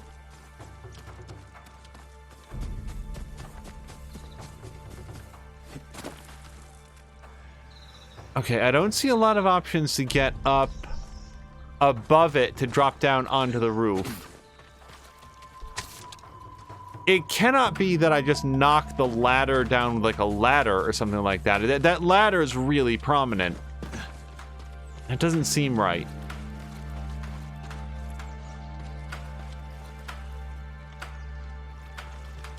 This is just staring me directly in the face. Oh, wait, nope. Nope. For some reason, I thought that was a scorpion. I cannot Assassin's Creed my way up this tree, right? We haven't learned tree climbing technology. Tsushima says that and being a total derp, going right when I wanted to go left. Yeah, just willful. Not a great horse when you're trying to get from point A to point B. So I can throw bombs at this, but that doesn't make a lot of sense. Oh, there's a grappling point. I see it now. Thank you, everybody, for being patient. I like to figure these things out. There we go.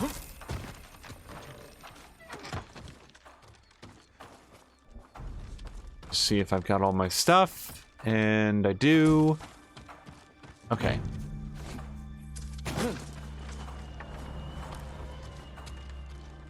You must be Amaterasu. Where's the map? Forgive me, my lord. I don't have it. Ronin put me up to this. Wanted me to lure you inside. A trap. They know Lady Sanjo sent you. They want to trade the map for money. Samurai, come up! I have a deal for you. Stay here. Yes, my lord.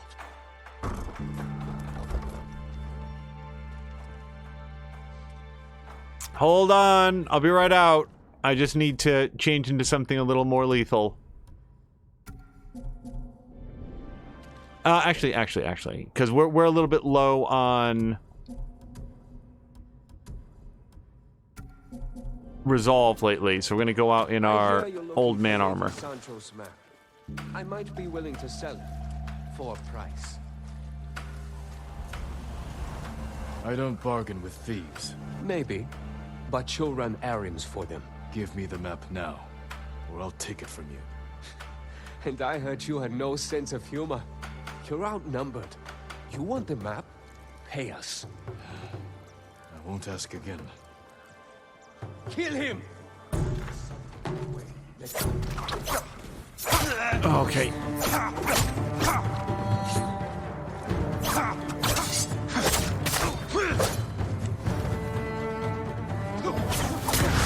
Batman!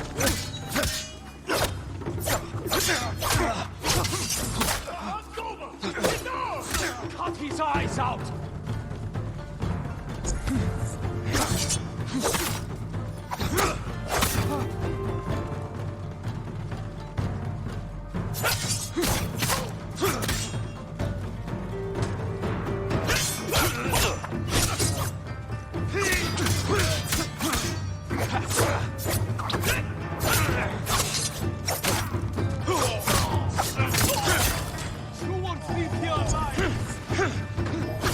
Oh boy.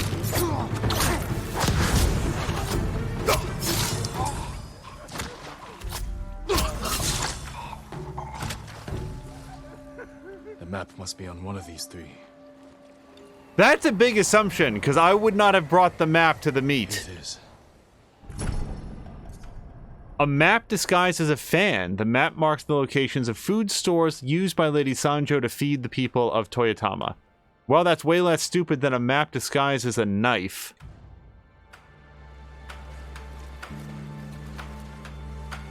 Go home. Thank you, my lord.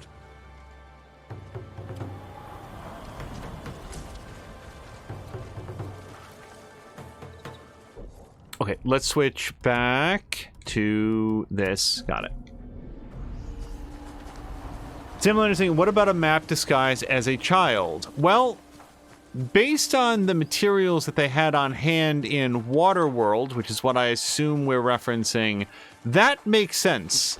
Because they don't have computers and droids and interstellar transmissions and holocrons and everything else. I am a unironic enjoyer of Waterworld. Like, that's not a movie that I look at and say, this movie is dumb and I enjoy it, like I do with Terminator Genesis. It is just a movie that I like. I just think Waterworld is cool, and I like the jet skis and the action sequences and Kevin Costner doing speed swimming and having gills. Oh, by the way, that little girl from that movie, she grew up to be Mac in Veronica Mars.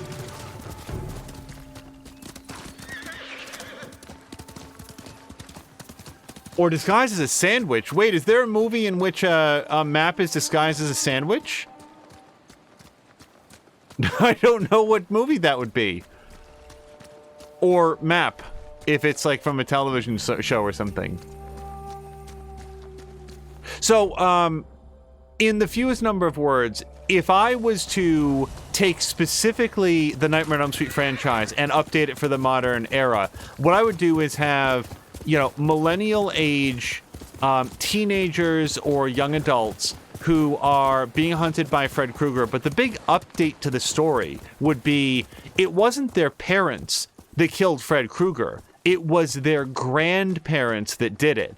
And what happened is the grandparents said, they basically cut a deal. A deal was worked out with the spirit of Fred Krueger.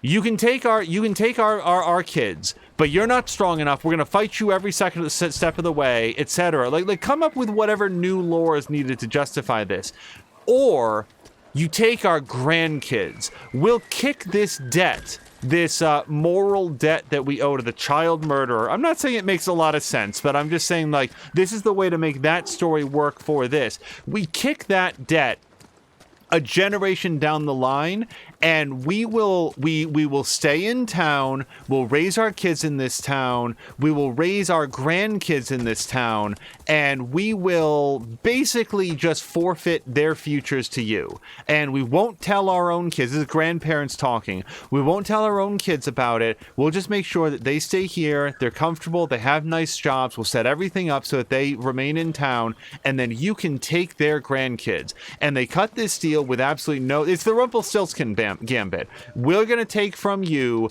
that which you do not have and you don't expect. Actually, that's a Witcher thing, but there's Rumpelstiltskin still applies.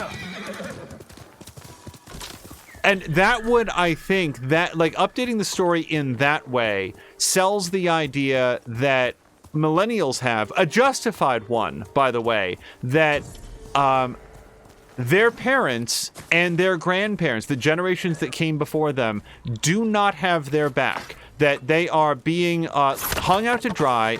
I swear to God I did that. Oh, no, I didn't. It was the wrong left button. Nope, that was too many L1s. Now, it would take, I want to make it very clear, a good writer to make that work, because I am sort of spitballing this just out of whole cloth, but it's a way to update the Fred Krueger lore and to still be able to delve into, like, spooky dreams that everybody has, you know, to do some inventive nightmare sequences. And that's another thing, by the way, they have to do good nightmare sequences, which they really did not do in the Jackie Earl Haley version of the movie.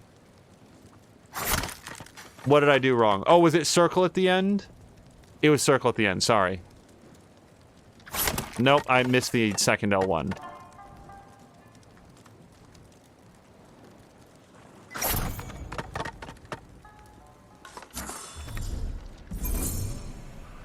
Geek Pantheon is voting for a map disguised as the Declaration of Independence. So I watched that Nicolas Cage movie, Tomb Raider? What the hell was the name of that movie? Wicker Man? National Treasure. Thank you. One time, and I enjoyed it a bunch, and I do not remember anything about it at all, except that the map was on the back of the Declaration of Independence, which I am perfectly okay with.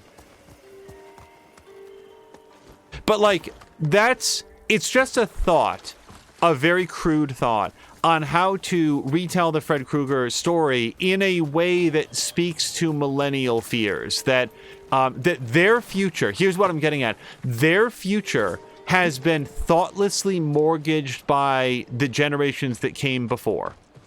And, you know, so how do you do that in a Nightmare on Elm Street story? You pass on the debt that you owe for your own actions to future generations and just say it's your problem.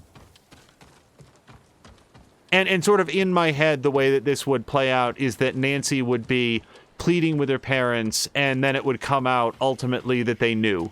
They knew that Fred Krueger was hunting her in her dreams, her and her friends. This was a known issue. They were aware of it. And there was no other way. Sorry, there was nothing that we could do. There was no way past this.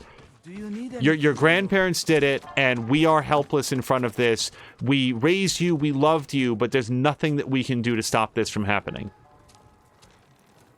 But they decided to keep the secret, that it wasn't worth telling their kids about it. It wasn't worth like that, because that would be the horror of the story. That would be Fred Krueger is the antagonist, but the horror villains are your own parents that voted down minimum wage increases, voted away your health care, voted away your futures because it was inconvenient to them and their bottom line. And I think that is the story that would update the Fred Krueger lore. And that's it. I'm not going to belabor this point forever.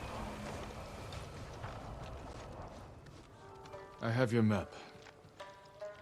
I hope it wasn't too much trouble. Not to feed the people of Tsushima, which is what you'll do. Isn't that right, Lady Sanjo? I told you. This is my home, and these are my people. They are starving. I can feed them, and so I will. Then I'll leave you to it.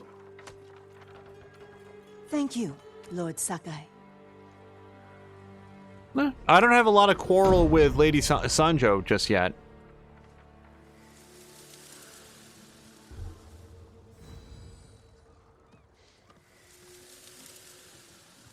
And by the way, these themes are being touched on in other horror movies. For example, the remake of Poltergeist was not a good movie, but one thing that it did very effectively is that rather than being a successful real estate developer who was basically just handed a house like Craig T. Nelson was in the original Poltergeist, the family in the new Poltergeist remake was basically like deeply in debt, as I recall. And there was another movie that came out right around the same time that was really similar. God, what was that? Like The Fourth Kind? What was it? There was a movie that came out that was, oh God, it had Kerry Russell in it, didn't it? Am I thinking of a different movie? Now this is really gonna bother me, because in watching the movie, like whatever the threat was supposed to be was like over there, but the fact that this family was in crippling amount of housing debt, that they were like hugely over leveraged and they couldn't make ends meet and they were gonna lose their house and stuff like that was the backstory for why they were living in like a haunted place that they just couldn't afford to leave because they were locked in by their bubble balloon payment mortgage. Like it was like, that was to me the scariest part of the thing, because that's real. If the little girl from The Ring is after you, you know, you probably made some bad choices with your viewing habits, but like when you get into debt, you just didn't read the contract enough, or you failed to account for the fact that you'd suddenly be without a house, or you got sick. You just fucking got Dark Skies. Thank you, Azric. That is exactly the movie that I was trying to think of. Yeah, the most terrifying thing in Dark Skies is the fact that that family is like 3 weeks away from being out on the street, and then aliens also show up. It was not a very good movie, but man, the first 20 minutes were absolutely terrifying. Okay, story time. I'm going to be quiet about weird movies for a second. You must be Goro. We must all be someone. Who must you be? Lord Sakai. Aye, the samurai are all dead. I'm very much alive, but my patience is dying. Lord Shimura asks that you repay your debt to him. He's alive? What does he want? To deliver a message to the mainland. I charged a lot for that trip, even before the Mongol blockade. You owe my master a debt. This will repay it. Then I have no choice.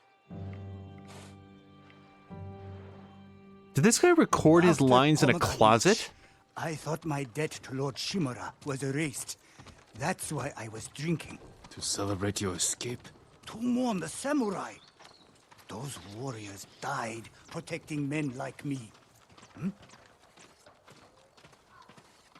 If that's how you feel, find your courage. Help us avenge them. We need a lot more samurai to do that. We'll receive them when you deliver Lord Shimura's message. This is my home. Come in. So it makes me laugh every time the NPCs do that. Please come in and slam the door in your face. Getting past that Mongol blockade won't be easy. Do you have Lord Shimura's message? He has it. At his camp on the Akashima coast. Ah, I can work with that. One of my boats is hidden near Fort Mitodake. This map shows where I'll wait on the forest road.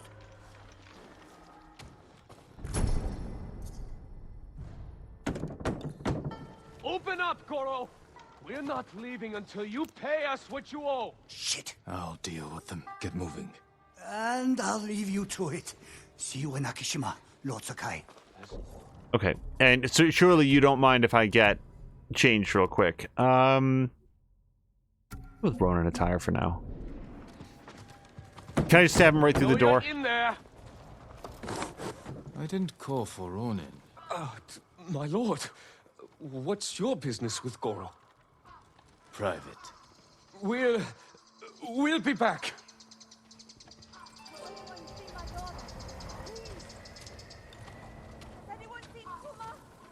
Wait. Where are you? My lord, please! What's wrong? My daughter's missing. I haven't seen her in days. Could she have run away? She wouldn't do that. Please, find her. My mother was like you. Would stop at nothing to keep me safe. Then you understand. Where did you see her last? At the dojo. I left early. She said she'd catch up, but she never came home. I'll do what I can.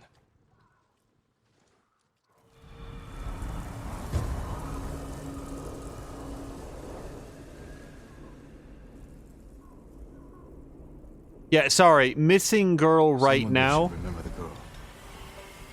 takes precedent over getting a message to the daughter. Oh, okay. No, this is no. Hold on a second. Wait. Okay, so I am investigating the disappearance right here. Here we go. I work metals, wood. I'm looking for a girl named Kuma. Girls, boys, chickens. I have it all. For the right price, call them whatever you like. Fool. Oh, just stab him to death right now.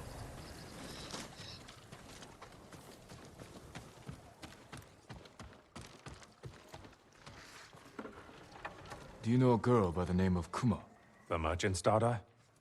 Yeah, I know her. Haven't seen her in days, though. I need to find her. Sorry. Can't help you.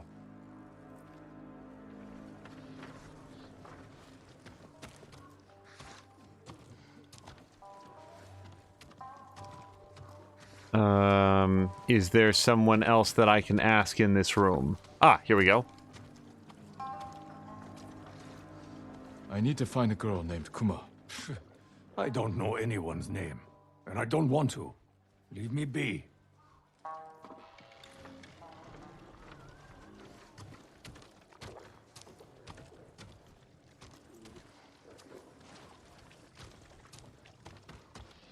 Hey, warrior, over here. I know who you're looking for. You know Kuma? Yes, but we can't talk here. Follow me.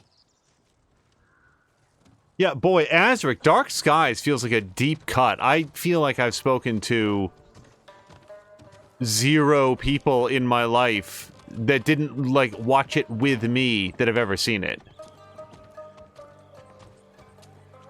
I knew it was too good to be true. Something's wrong.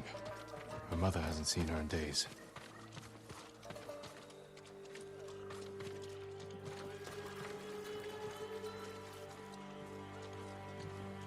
We can speak privately here. Kuma is a friend. Last I saw her, she was leaving with a man who promised her a job. What kind of job? Running an inn.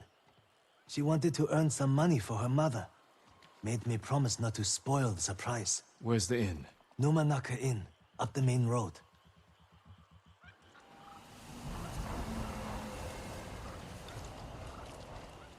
Yeah, Dark Skies is, as so many of the movies that we talk about, not a very good movie, but it is much better than, I think it was called The Fourth Kind. Wasn't that like the other alien abduction movie that came out round about the same time, like within a year or two? I want to say that they came out. And The Fourth Kind is just, it's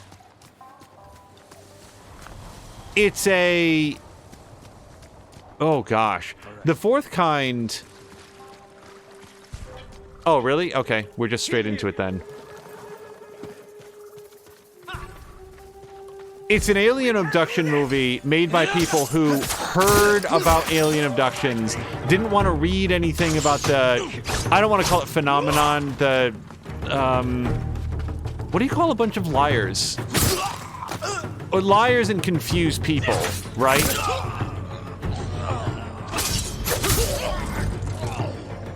Because some of the people might legitimately have, like, you know, weird night terrors and stuff that they are confusing with being, like, paralyzed by alien rays and so forth. But the people that wrote The Fourth Kind and made The Fourth Kind didn't know anything about that and just sort of made up a bunch of stuff that doesn't bear any resemblance to the concept of alien abductions. And then, perhaps most egregiously, apparently wanted to make a quasi found footage movie. This is what I see in it. They kind of wanted to do a found footage movie, but chickened out, presumably because the actors that they got were so bad. So then they hired professional actors, but only to do half the movie. So then you have the same characters being played by two different actors in the same movie, and half of them are bad. It's a very confused project. Hello to Tokyo Plasma. By contrast, Dark Skies is clear-eyed about what it wants to do in the story that it wants to tell, and it's got some good performances in it, and the family is very down on their luck financially, and it does have a few things in it, a few moments that are genuinely creepy. I don't know that I recommend watching it, and there is one thing in the movie that I find very funny that I might want to talk about. There's a memorable scene where Kerry Russell is showing off a house because she's a real estate agent, and halfway through the showing, she suddenly gets a blank expression on her face, turns away from the people that she's showing. So she's showing the house to a couple people, right? She suddenly turns away and starts violently smashing her face into the door, like the wall or something like that, and just with this completely blank expression. And it is legitimately really shocking, and it's one of the things in the movie that I like. But what I like better is then it suddenly cuts to Kerry Russell waking up back at home, and she's like, oh man, what a weird dream. God, I have to get my head on straight. And then she picks up her voicemails on her cell phone, and it's her boss firing her for freaking out and having some sort of a face-bashing episode while she was showing a house. Which means that the part we don't see is that, so A, that happened, but B, here's what I really like about it. That means that the couple that she was showing the house to made no attempt to help her, left the site, and then called her boss to complain, "Excuse me, Mr. Realtor, I am very disappointed with the quality of your realty service. One of your real estate agents just stopped showing us the house so that she could bash her face into the wall. I think that you really need to work on your customer service." And she got fired for it. I love that scene so much because it works so well as a horror moment, and also that your boss is an asshole and customer service is a thankless job. It's a threefer. It's such a good scene. I hear screaming and I don't know where it's coming from. Oh, very, very far away. Okay. What is that sound? Hold on a second.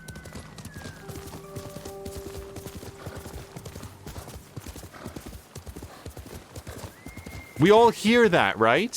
What is that?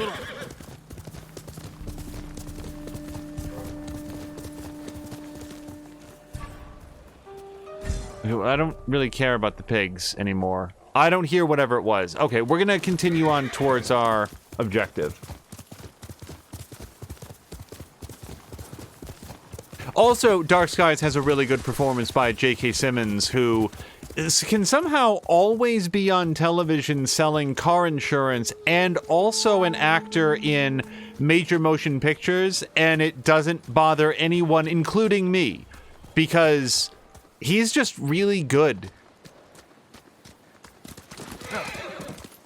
Like, you should think that that would not work right. It's like, remember when Ellen Page started hawking like AT&T or Sprint Mobile or something like that, and now she's not in movies anymore because now she was in like a T-Mobile commercial. So like that's what she is now. Well, J.K. Simmons, and I think I'm saying his name correctly, he can do both. He can like sell farmers insurance and also be Spider-Man's boss. Oh yeah, like Asric is saying, he was so good as J. Jonah Jameson. I feel like I'm gonna hit my head on this. Nope, it's much too high. Face me!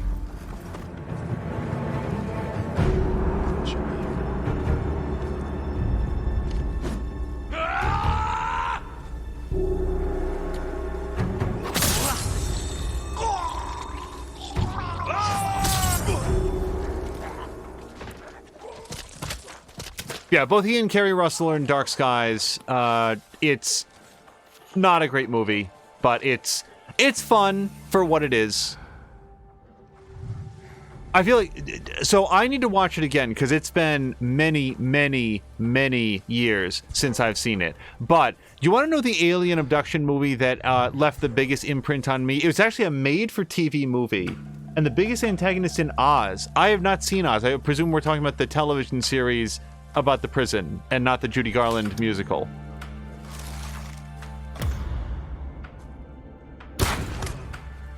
That was not a headshot. Okay. We'll do it live.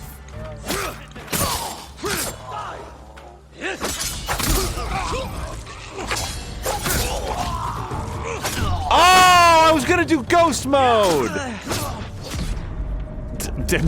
Now I'm bleeding out. Please stop doing that, sir.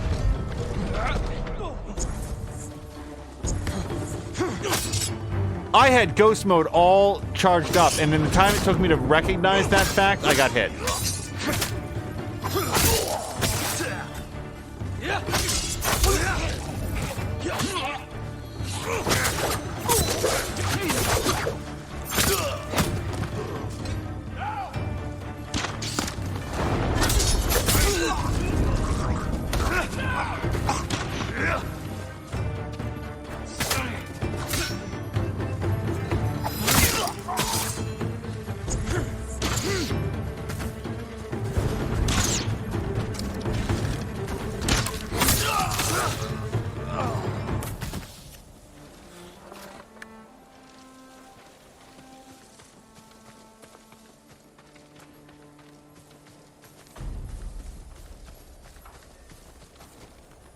So I'm legitimately listening to see if there's... Yeah, so we did not get all of them, not by a long shot. What are they all waiting for? They must have heard that. Do we think I can sneak into this window and stab this guy? He's close. Where? We're right over here, in fact.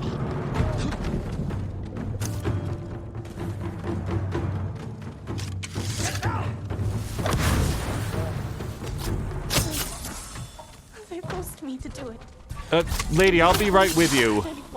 Now, I'm sure your story is real interesting, but we do have some stuff going on here.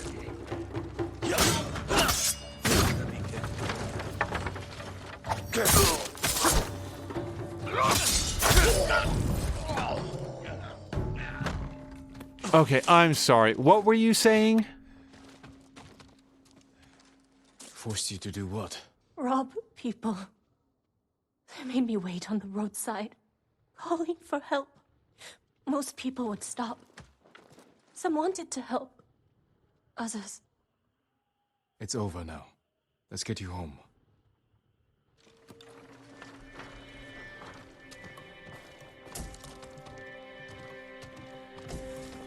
Lead Kuma to safety. I don't feel like I took out all the guys in the area. Yeah, there's at least a couple more here. So I could lead her out the back way, the way that we came in, except I don't know how she feels about climbing out of windows and so forth. So we're going to take the ladder.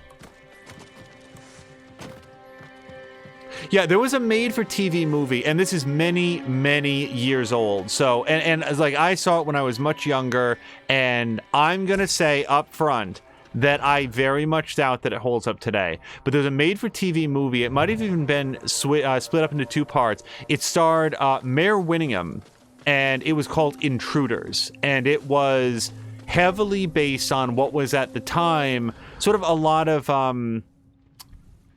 talk about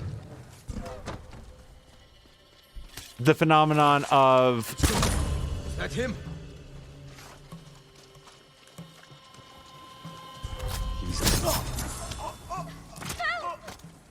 alien abductions, and it was very low budget, and it was at the time really well done and very, very creepy. And I will always remember one of the earliest things that happened in it, and I suspect that the special effects and so forth are not going to hold up either. But very early in, hold on, I need to know. Oh, here they come. There was a scene where I want to say it was Mayor Winningham's character was. It was like the dead of night, and she gets woken up by this flashing light in her room. It's like, what the fuck is this? So she goes over to the window, and she looks outside, and there's what appears to be like a telephone crew, a road crew out there, and they've got this like blaring light, like a police light that's on, except it's all yellow, and they're making a bunch of noise as they're getting out, and she's like, fuck this, I gotta get up for work tomorrow. So she like digs through, and she picks up her phone, and she calls like somebody to complain. It's like, yeah, one of your road crews is out on my street and they're making all this sound. And the person on the other end is like, that's, let me check my records here. Ma'am, there's no road crew in your area. You must be mistaken. And she's like, what are you talking about? They're right outside. And she goes and she looks out the window, that second floor window, and out on the street, the truck is still there, as are the four people that were getting out of it. But all four of them are standing completely motionless, looking directly at her. And that shit scared the hell out of me, because all you could see was their silhouette in this like rotating yellow light. It was so effective when I was that age. Just four strangers This is foolish. know Surrender. exactly where You you can live. are. Girls, boys, chickens. I have it all. For the right price. I'm so glad we get to kill this guy. Time to end this. Yes, this is exactly the right way to end this story.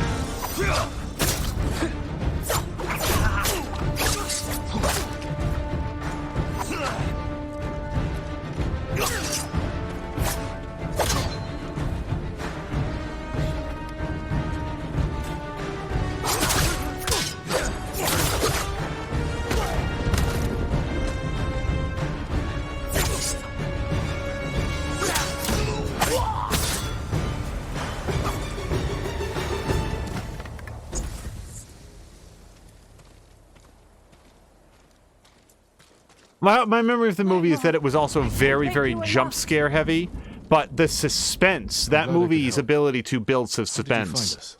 I followed you. Saw you talking to that ronin. After you left, I approached him myself. That was brave. Ronin are dangerous, unpredictable. Nothing compares to the fear of losing your child. I didn't think I'd ever see you again.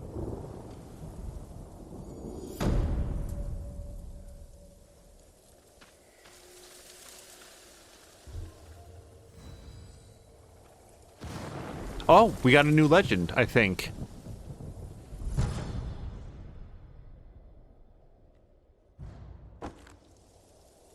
No, either we are maxed out or we are one little shred away.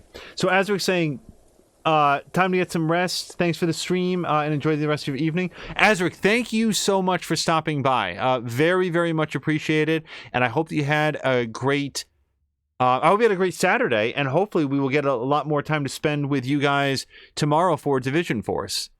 So I'm going to think for 1 second. That's the message in Fire. Yeah, that's the message to the mainland. Okay, let's go here.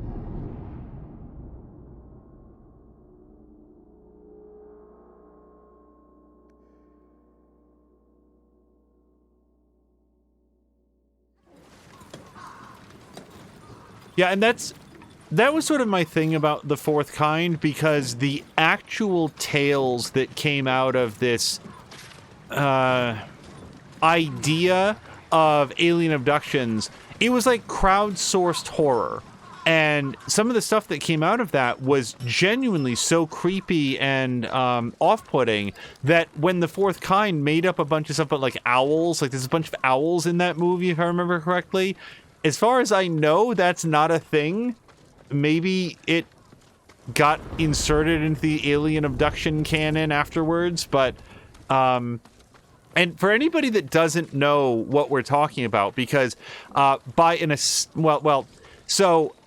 90s, especially the 1990s, there was this idea that people had that aliens were already here. Aliens were already hanging around Earth, and what they were doing is they were taking cattle and making very precise medical grade incisions and like cutting them open for reasons unknown. They were stealing semen from men. They were stealing eggs from women. There were theories. Theory is giving it too much. There were ideas that this was some sort of like they were harvesting the human genome in order to be able to fix some sort of genetic issue with their own species. And out of this idea came a bunch of movies, like Fire in the Sky is one that has, oh gosh, I don't remember the actor's name right now, but he's the adult version of the guy that played, the actor that played Elliot in E.T. Oh gosh, I don't remember his name right now. But he was a major character in that. There was, and much more recently, things like The Fourth Kind, things like Dark Skies. There was a television series that I think was also called Dark Skies, if I remember correctly. And The X-Files was heavily based on this idea that Fox Mulder's sister had been abducted by aliens, and if only he could like meet up with the smoking man and get the evidence, then he can get his sister back, because it was all part of a big government conspiracy. And that is the whole idea. And along with this came like tales of people who felt like, and how sincere any of these people were, I think is up to debate. I think a lot of them were, they wanted attention. Some of them wanted to like make book deals. I think that some of them might have earnestly believed it. I mean, I don't know. Sorry, I completely flubbed on finding the armor. I think I went right past the armor. But it had all sorts of like rules to it that you would be. How did I screw this up? Where did I even come out of? Hold on a second. Now I need to get back inside. There's the armor, right there, glowing golden medallion, showing where to go.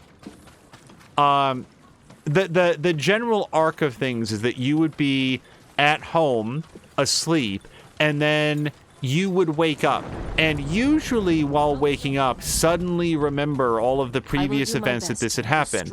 If you had a spouse or somebody that you were close with, they would be, you would be unable to wake them. You'd be like, hey, did you hear that? Hey, wake up, wake up. It'd be like that scene in What About Bob where you're like violently shaking them, but they will not wake up. And then there would be...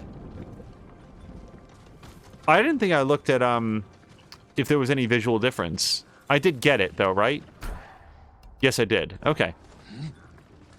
There'd be a light outside, sometimes a low thrum. Sometimes there would be a face at the window, and this is where you see those gray aliens with the giant black eyes and so forth. And that all came from this. And sometimes it would have elements of sleep paralysis, where you yourself... Sorry, they didn't call it sleep paralysis. This was alien paralysis. And what it would be is that they were...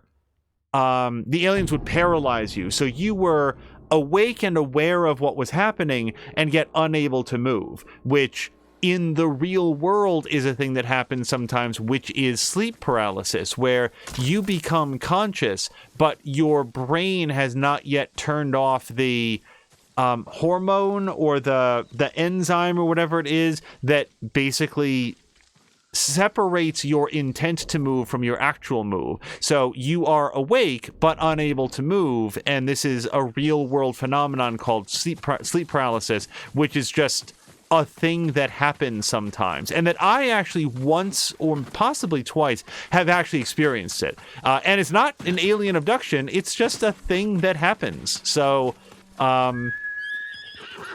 that sort of led people to believe in this concept of alien abductions. It is... Come here and fight! The amazing thing about... Yeah, it is not cool. It is deeply disconcerting when it happens. But by an amazing coincidence, aliens stopped abducting people and coming around and doing low flyovers of parties and, you know, fireworks things at the exact same time that everybody in the world got a camera on their phone. Suddenly, alien abductions were no longer a thing.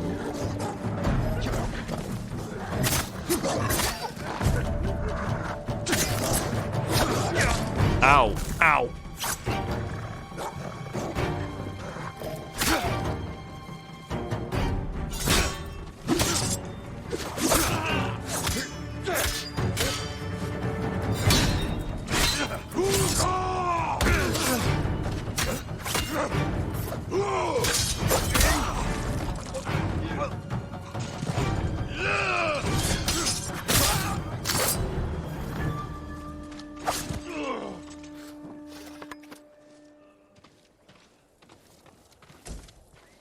Yeah, I have a... Well, hold on. We're going to get some dialogue from this fellow. You'll be free soon. I'll always remember you. You're safe now. Please, a token of my gratitude.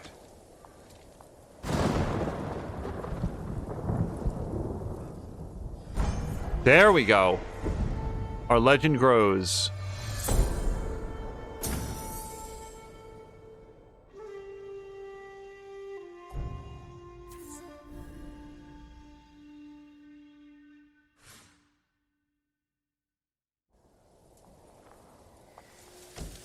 Just skin that dog right in front of you. Oops.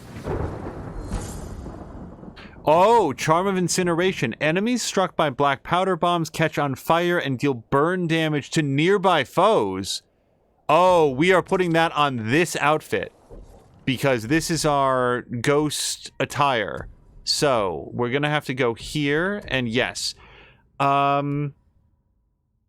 Yeah, we're going to replace smoke bombs, restore 25% of your health with Charm of Incineration. This one is Charm of Mizo Nukami, Charm of Oku Ninushi, Charm of Amaterasu, just Charm of Incineration. They couldn't... They apparently didn't have anything more thematic than that.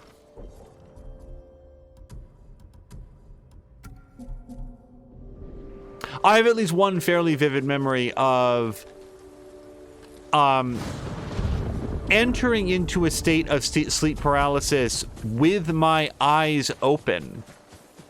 I was not asleep with my eyes open, but I did sort of enter a state where I think I was so tired and so, like, focused on trying to keep my eyes open because there was someplace I needed to be. This was when I was, like, teenage years. And I was actually physically unable to move or get up for a time. Okay, so what we're going to do, though, is we're going to call it here because it is 10:35, and I don't know how long this next element of the next element of the story is going to be. So we will call it here. We're going to look around to see somebody fun to raid, and then possibly join tomorrow evening. Tomorrow's going to be a full day because we're going to have Mr. Binky on in the morning. I would expect to see him on at usually about 8 o'clock a.m. Eastern time, followed by, fingers crossed, a full day of Division Force with Tashir, Patikan, Ink, G-Nice, possibly Dweezil, Azaric, SG Tiffany. I mean, there's a bunch of people that get to play together, and it is always so much fun. And I wanted to see a lot more of it today. Than I did. Tashir saying that sleep paralysis happened to him as a few times as a child. Yeah. The other thing that's very alarming, if you don't know what it is, just to radically change topics, is have you ever heard the expression "get the wind knocked out of you"? Well, it turns out that's not just an expression. It's actually a thing that happens. It's not just getting knocked down. It's getting knocked down in a way that, like, your lungs completely empty and you cannot draw a breath.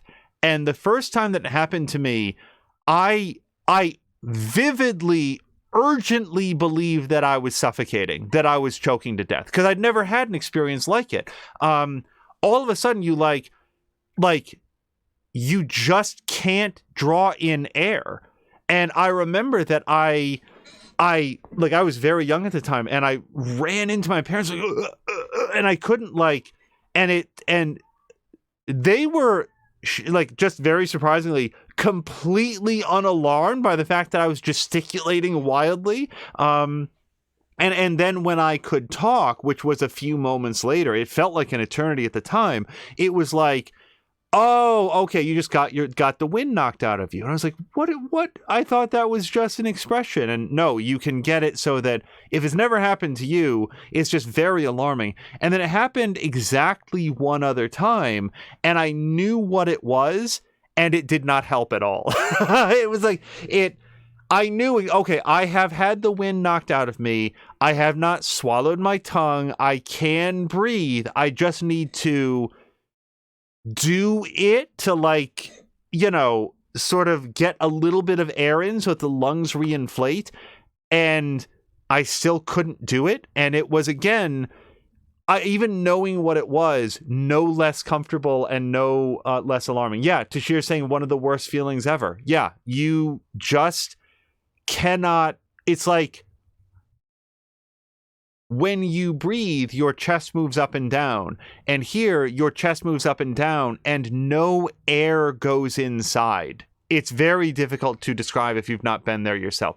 But anyway, tomorrow we'll have hopefully another full day of Division Force, and twitch.tv/morethanamia will be doing her ongoing playthrough of Grand Theft Auto 5. She did a big sort of watch party on Discord today that was a lot of fun. Also, I wanted to shout out, let's pick somebody that we haven't had a chance to talk a lot about. I know that Sunny Panda is going to be joining up with his streams again in starting December 1st. Really, who have we not really gotten a chance to talk about recently? Well, how about SG Tiffany? I never get to talk about SG Tiffany. SG Tiffany plays a variety of different games. Most recently has been doing a bunch of Ark Survival Evolved, which is a game that I've always heard about, but never really sat down and watched somebody play for a while. It has that MMO interface that I'm not a big fan of the way that MMOs do interfaces, just because it feels like they're very cluttered and on screen all the time. EVE Online is just an example of that. But SG Tiffany is a lot of fun to watch in a variety of different games. Mia is a big fan of the way that she and her Division crew sort of grief each other, and not in a nasty way, just sort of joke around and give each other some shit as they're playing and stuff. But she's got a great rapport with people, and is always so much fun when she does get to play official Division Force, the way that I think about it, with Tashir and the others there. But often runs with Azaric, Dweezil, and at least one other person who I'm almost certainly forgetting, and does great streams beyond that as well. I think has done some Phasmophobia. Yeah. She did some Phasmophobia because she was the one that, while watching, we sort of learned a little bit about how to talk to the ghosts and stuff. So SG Tiffany, and here's the rub. Her name is spelled, it's a little bit different than you might be thinking of Tiffany. So it's SG, and then I believe, and Tashir can correct me on this, it's TIFFANEY.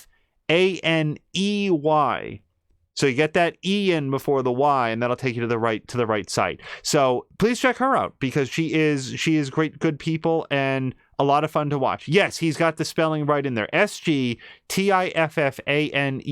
And just for the record, not Sergeant Tiffany. She actually makes this clear in her about page. Some people have mistaken that as being a military rank. She's like, nope, no military, just SG Tiffany. That's what we go by. So give her a look as well. That's in addition to all of our normal shout outs from Mr. Binky, JV McMaster, He Who Dies, Toxic, Senka UK, Papalatko, The Sunny Panda, Patikin, and of course, More Than Amiya and Tashir Games. There's so many great people to check out here on Twitch. So that is the end of episode 21 of Ghost of Tsushima, as well as just some random thoughts about movies that are fun to watch and fun to deconstruct. Coming up, Chronicle, gonna watch that a second time. I remember it being very, very good, and man, Max Landis has tried to follow up on that a few times and hasn't quite stuck the landing. There was a sequel in the works for a while, but Max Landis didn't want to do it, so he agreed to take on script writing responsibilities and then just didn't write anything and waited for the project to go away. That's a bit of a shame. Maybe a Chronicle 2 just couldn't work, but I sure would have liked to see them give it a shot. Instead, he got to do... He was... No. I was about to say he did Fantastic Four, and that's not true. No, that was somebody else. In any event, we have to end the stream. Thank you so much. Let's go find somebody fun to raid. And until next time, I hope you guys have a great night.